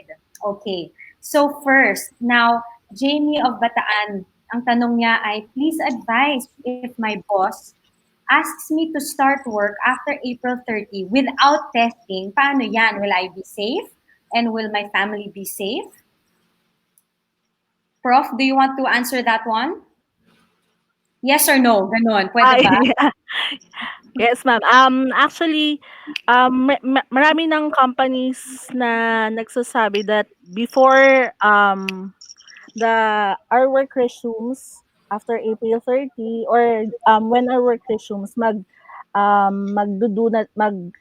na daw sila ng rapid testing. So, I guess that's one step na ginagawa ng mga companies. But regarding yung safety issues, that we cannot really guarantee unless we know na lahat ng kasama niya sa company niya ay walang COVID positive or hindi exposed sa COVID positive. That we will never know unless honest talaga yung mga kasama niya, colleagues niya in the company na nagkaroon sila ng sakit or na-expose sila sa ganitong tao. So, unless we know all the details, then we can determine kung safe ba or hindi yung Yun. employees. Thanks, Prof. So, basically, ang sinasabi natin, kung walang testing, kung walang PCR testing, hindi talaga tayo pwede maging sigurado, no? And even if everyone is honest and safe, tayo mismo hindi natin alam kung positive tayo, diba? So that's why we're working on massive, increased, ano pa ba? Ano pang ibang words? Proliferation of, PCR testing, okay? So hindi tayo ganun ka-safe. Now, going to what we were saying, there's a question from the Scientists Unite Against COVID-19 Facebook page from Lemuel. Ang tanong niya, anong latest average latency? No. Sorry. Can I ask that in a bit? I'm going to ask, okay, look, if kailangan pa, ito yung Medical Action Group from Mark, if kailangan pa ng confirmatory RT-PCR tests after rapid antibody test, wouldn't that be a waste of resources? Parang hindi talaga kailangan ang rapid tests. Camille. So, yun nga, no, given the limited budget of our government, yun talaga yung yun talaga yung lumalabas na sayang lang sa pera yung rapid testing using antibody assays. Kasi kung susumahin natin yung perang gagamitin doon, dapat pinambili na lang na mas maraming PCR-based kits, mga reagents na kailangan para sa extraction, sa sample collection. Kasi limited talaga yung budget natin. Tapos itong pangangailangan natin for lab testing, nakikihati pa siya dun sa ibang kailangan natin for health, di ba? PPEs, medicines, ganun. Okay, related dito. Galing naman,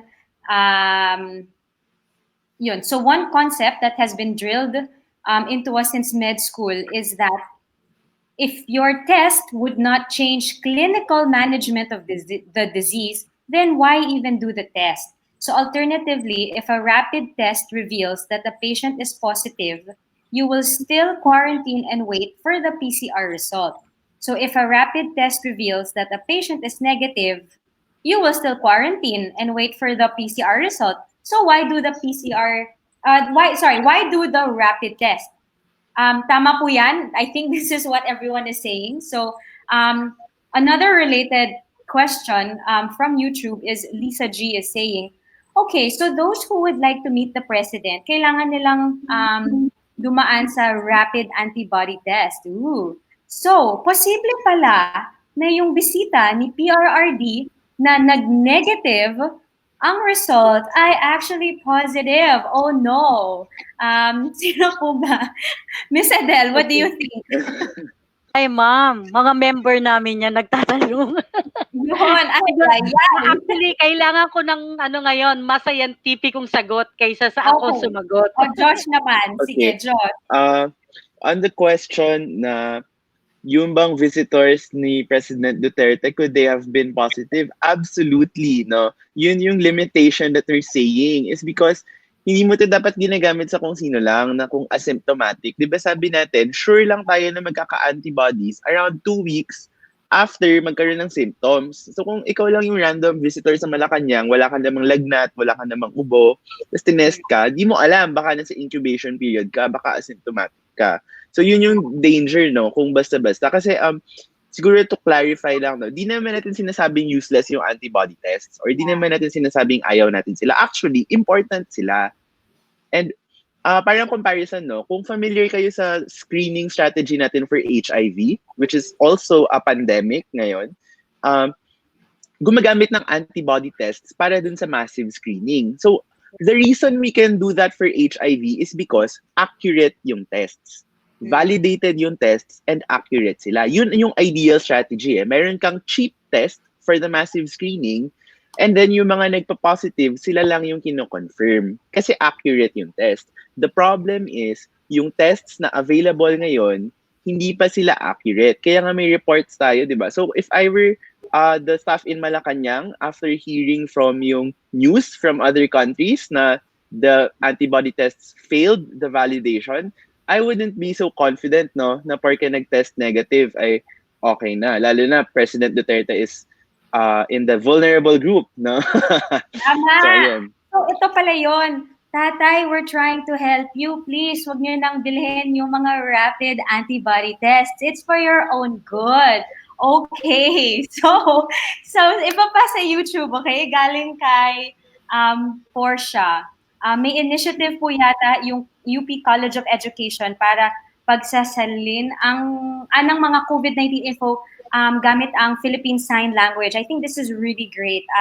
We'd really, this is something yung sabi ni Ms. Edel, no, that we can all work together to do better.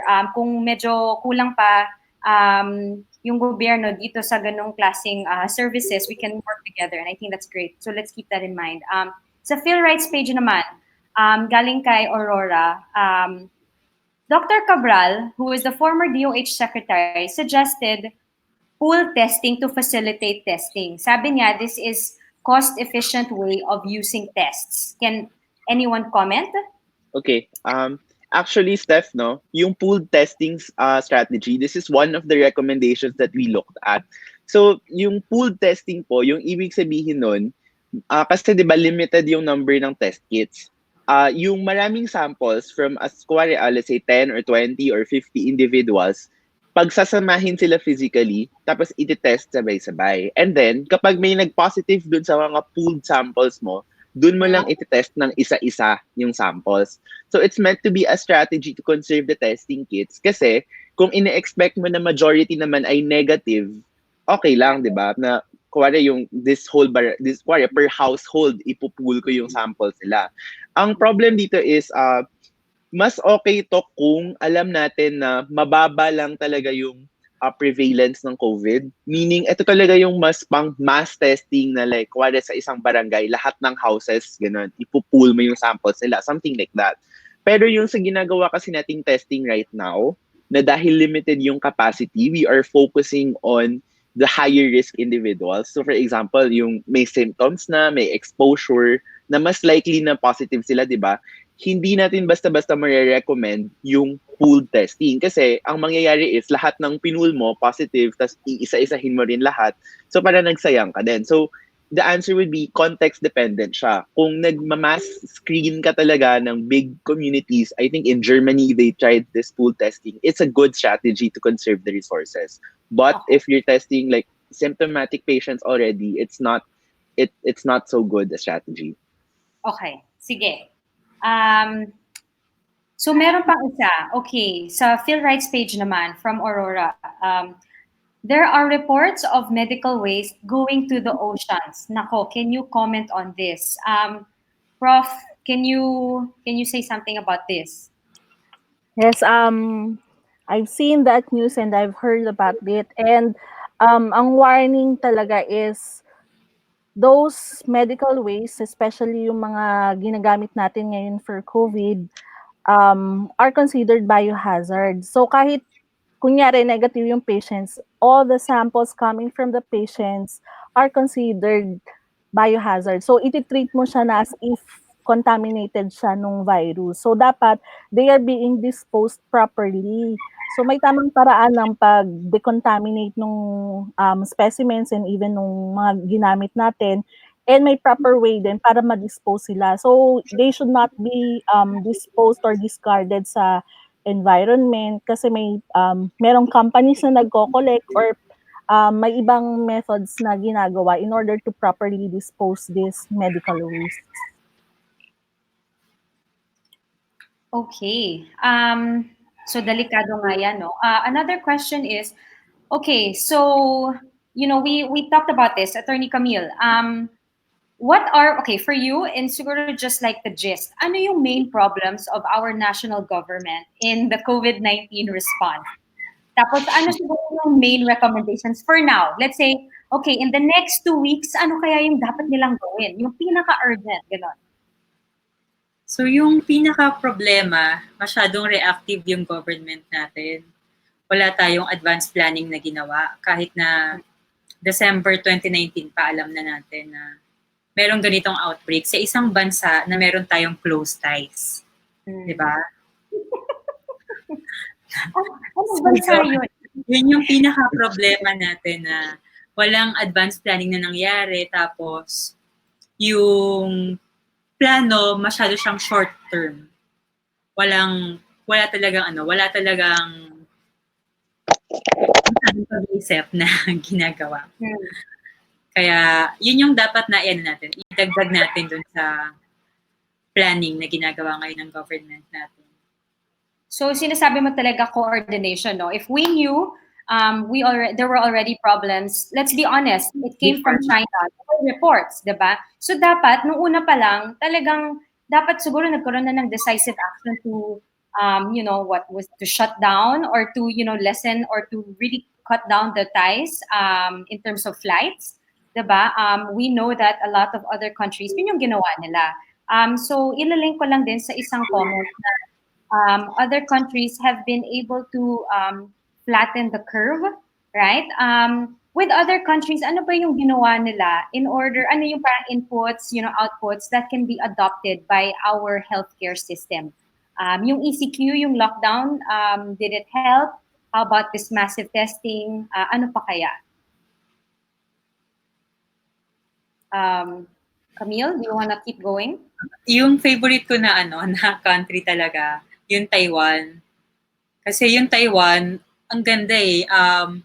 Ginamit nila yung experience nila sa SARS noong 2002 para i-implement yung lahat ng plano nila dito sa COVID-19. So, ang ginawa nila, yung manufacturing ng mga reagents, tapos pati yung mga PPEs, lahat yon pinagbawal nila yung pag-export. Sinigurado nila na meron silang sufficient amount ng lahat ng kailangan nila for the testing kits.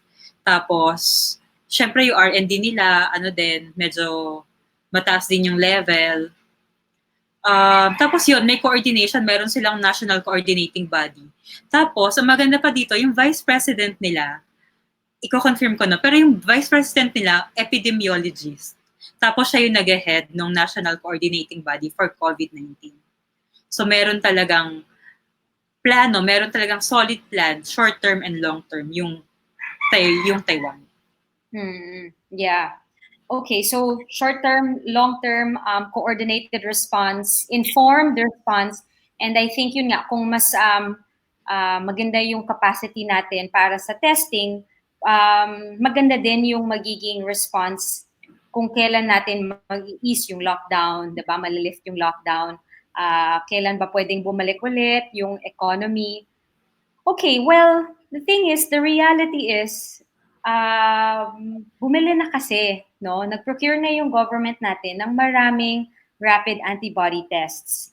Can you comment on how can we still utilize this efficiently? This is from YouTube comment, Jan. Okay, so the question is, nabili na kasi.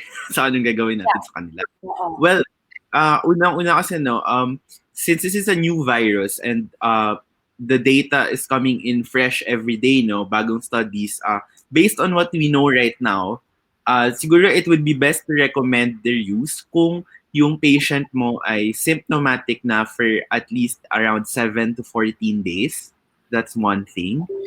And then, pwede rin naman natin i-rationalize yung strategy nga na kung ginagamit mo siya for those cases where you know na it's more appropriate to use them, coupled with yung access pa rin to PCR na confirmatory. Another thing is, if gagamitin mo siya, since alam mo na it takes around 2 weeks, kailangan din medyo regular na, hindi pwedeng once ka lang ni rapid test. Kailangan din medyo regular na at least siguro every 2 weeks or so yung paggamit to keep them continuous monitoring, lalo na in the scenario that we lift the ECQ. Pero again, the bottom line of all of this is the tests still have to be validated first, right? Kasi yung ibang brands that are approved by the FDA and are used in the Philippines, and I've even seen some LGUs na they got the same brands, nung vinalidate siya sa ibang bansa, parang 30% lang yung accuracy, 30 or 40%. Literally, para ka din ng hula, di ba? Kasi if you guess, that's a 50% accuracy agad eh. Either COVID or not. So, if the test is worse than guessing, di ba, are you really gonna expose your medtechs to the possible disease? Are you really gonna invest pa yung kailangan nila ng PPE to take the test, etc.? So again, there is a place for the use of the rapid antibody tests, but first they have to be well validated. So babalik tayo sa kailangan pa rin i-increase or fast track yung lab accreditation ng Pilipinas. So Yes. Yun nga, okay, keep those antibody tests that you bought. Huwag na tayo munang bumili ng kahit ano pa, 'di ba? Parang stop buying And- now. Actually, we do hope naman, and I quite expect na in the future, probably sooner than we think, magkakaroon tayo ng better antibody tests. Kasi Sa HIV, sa pregnant, well, not, but yeah. Like, all over the world, scientists are working hard to give us those more accurate tests. It's just na the ones we have right now, yung tinatawag na lateral flow, they're not good enough yet. Okay. So yun nga, sabi nga, may isang comment din galing sa YouTube, na galing kay Vince. Okay, so lockdown is still useless without mass testing. Maybe not completely useless. It did buy us some time, pero tama naman, yung sinasabi nga ng resource speakers natin na kung walang mass testing, then we cannot keep extending this lockdown kasi wala nga tayong ginagawa. Dapat nga habang lockdown, 'di ba? Parang ina-amp up na natin yung capacity for PCR testing. Okay, so there's a very technical question from Scientists Unite Against COVID-19 page. Anong latest average latency in terms of days ng data sa result na pinapakita ng DOH? Isa pang question, kung yung pinapakitang mga nag-positive, sila ba yung unang napaprocess sa lab or yung results ay mixed ng backlog? Ng COVID patients. Okay, so yeah, basically, ano yung parang results na lumalabas? Sila ba yung mga pinapakitang positive, sila ba yung unang na-process or talagang mix na siya ng backlog? Josh, you're working in a lab, so baka ikaw yung pwedeng sumagot dyan. So I can answer this from the experience ko, volunteering sa Lung Center with the testing. Unang-una, I don't know the exact number of days sa delay, pero for sure may delays yon. And the reason for this is, yung information sa DOH tracker, yung ina-announce nila sa media, yun yung mga vine-verify nila after pumasok from all the regions. Yung fino-forward nun, I think it's called the parang epidemiological surveillance units. per region yun, ganun. So, kinokolate pa kasi nila yun and then bine-verify sa DOH, kaya may delay talaga yun. On the lab naman, in the ground, talagang may backlog. And minsan, ako di ko na alam kung kaninong samples ba yung pinaprocess namin. Like, sequential pa ba yun?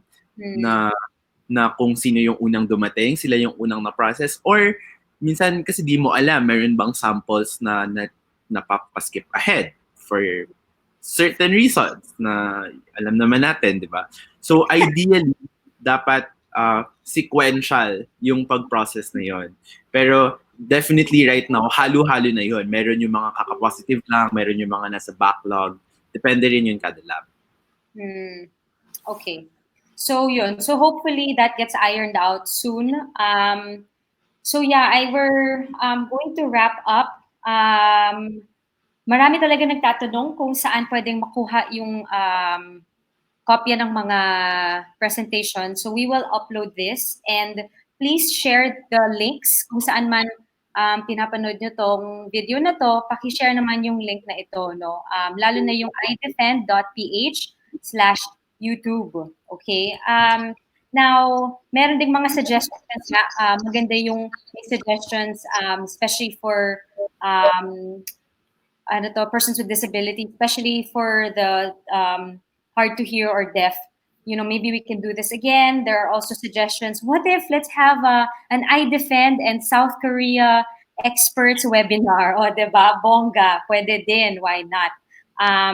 So yun, can I have some maybe last thoughts, no? Before I wrap this up. Let's just go in the order of the presentations. Prof. Shea, what is there anything that you'd like to share?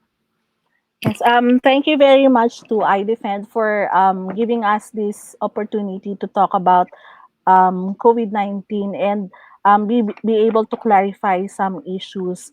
And with regards to public health perspective naman, since although we know that many scientists and many public health experts are doing their best in order to really mitigate this unseen and relatively unknown public health menace, let us also do our part as citizens of the country or of the world in helping also our government and also our public health workers, especially our frontliners, to fight off this infection. And also with regards to the different facts, different information that are circulating around, let us also be mindful. Let us be aware of which information to take in, or yung facts lang dapat yung i-absorb natin, not the fallacies or the myths. So let us be very careful in absorbing all those information. So we should rely on reliable organizations or even societies in getting those information. Kasi marami na, takot na nga tayo, tas pag mali-mali pa yung nakukuha nating information, lalo pa tayong matatakot. So that's very important that we stick to the facts. Yes. Okay, that's all. Thank you very much. Thank you, Prof. Shea. Thanks for joining us. How about you, Josh? Maybe share what you're also doing with Scientists Unite against COVID-19. May Facebook page ba kayo? Ganun. So our Facebook page is Scientists Unite Against COVID-19, and we've been doing some information drives, no, like what is mass testing, what do we need for mass testing, what about the antibody tests. Directly rin, no, minsan we try to provide assistance to DOH or to other hospitals. So we've been deploying volunteers. We've been looking for those labs with the qPCR machines. I think bukas siguro manghihingi kami ng sinong may freezer na pwedeng pahiram, you know. Anyway, I think, you know, one thing that gives me hope in this situation is that a lot of people are really pulling together to help however they can based on their expertise and their skills. And, you know, there's definitely a way out of this. This pandemic is not gonna last forever, but if we want to get through it, we need to have the proper tools for that. And one thing that is going to underlie the whole response is gonna be the testing. Kasi di ba, it's a very basic need eh. Na paano mo malalaman kung sino yung kailangan i-isolate? Paano mo malalaman sino yung kailangan ng treatment? And this isn't just abstract eh. For example, sa hospital, merong patients na naghihintay sila ng COVID test result kasi severe na yung condition nila at kailangan na nilang malipat sa ICU where they will be able to access yung life-saving treatment that they can get. Pero dahil matagal yung test result lumabas, dahil nga sa backlogs, dahil sa kulang ang capacity, hindi umaabot yung test result. So naaabutan sila sa ward. They will die without even getting a chance at that life-saving treatment or interventions. So buhay ang nakataya dito, no? Hindi lang tayo nagpapamass testing dahil feeling natin, wala, gusto lang natin, gano'n. Hindi lang siya para may masabi tayong may nagawa tayo. We're thinking about the lives that could be saved when it comes to mass testing. So, siguro kasi sabi ng iba, ay, hindi naman priority dapat yung mass testing. I strongly disagree. Testing should be the backbone of our whole response. Thank you, Josh. Very much agree dun. So, sa usaping buhay, no, human rights, can we please have Isabel, few Yes. words of thoughts? Yes, siguro pinag-uusapan natin yung rights, no? Pero iniisip ko kailangan din banggitin na ito may karampatang responsibility, no? Individual 'yon. So dapat kung sinabi na may social distancing, individual 'yon. Hindi 'yun yung dahil sinabi ng gobyerno mag-social distancing. Kailangan nating pairalin ito, stay at home, sabi nga. Sinasabi rin na tayo ay mag-report kung kinakailangan at kung meron na tayo. Yun ay individual na responsibilidad. Kailangan natin maningil dahil sinasabi ng gobyerno kay ganito ang meron ka ng sakit kapag ka ganito. Pero gawin din natin ang ating responsibilidad bilang individual. Tapos pangalawa, siguro bakit din kami, no, ang mga nasa human rights ay para sa testing, no? Kasi ito ay isang may dimension sa right to health na dapat tinatawag na katanggap-tanggap at appropriate. Pero may isang criteria din na dapat scientifico. So parang bakit ka nagte-testing? Para enable yung government na masubaybayan niya yung sakit, no? Pangalawa, tama ba? Itutuloy pa ba niya? Kung lalo na kung papasok na yung mga manggagawa, tuloy pa ba yung social distancing o kaya dapat ba lahat ng positive ay mag-remain at home? Ganun yun sa mga public policies. Kaya kami ay naniniwala kasamang para na kailangan natin ng testing. Dahil ito ay isang tinatawag nating rights-based din. Maraming salamat po. Maraming salamat po. Attorney Camille? Thank you, IDFN, Para, and Dakila at sa iba pang mga organizations na nag-organize nitong platform na to. And gusto ko lang sabihin na doable talaga na increase natin yung laboratory capacity to enable us to do expanded massive testing. So kailangan lang natin coordination. Syempre dapat nanguna dun yung government natin. Tapos habang wala pang action from the government, maraming mga organizations, maraming mga private sectors like yan, sina Steph. And then yung organization sina Josh na handang tumulong sa mga local hospitals, sa mga LGUs na gustong malaman paano ba sila magsisimula sa pag-accredit, pag-apply para ma-accredit sila as testing laboratory. So pwede kayong tulungan ng maraming mga organizations. Lapit lang kayo. Yan. Thank you. That's right. So maraming salamat, Camille. So yun nga, ang mahalaga talaga dito ay i-discuss nga natin, no, itong issue na ito ng mass testing sa mga organisasyon natin. At kailangan natin bumuo ng tindig para sabay-sabay tayong lahat. Pwede nating i-push nga itong massive testing, no? Targeted, increased, massive, kung ano man yung tatawagan natin, basta mass testing, no? At pwede rin tayong gumawa ng mga digital posters that say statements or kung ano man online publicity materials upang maipalaganap at yun, ang ma-increase pa itong rapid antibody tests. panawagan din no sa ating mga pamalaan na pabilisin na natin ang accreditation nitong RT-PCR laboratories. So, syempre, narinig nga natin na kaya pala talaga siya. We have the people, we have the facilities. Kailangan lang talaga natin i-fast track yung accreditation process upang palakasin ang ating testing capacity. So, yun, makipag-ugnayan at sa atin kung kailangan pa ng additional information. So, marami tayong nakuhang mga ideya kung paano pa tayong magko-coordinate, no? Yun, so please connect through Facebook at share ang mga materials.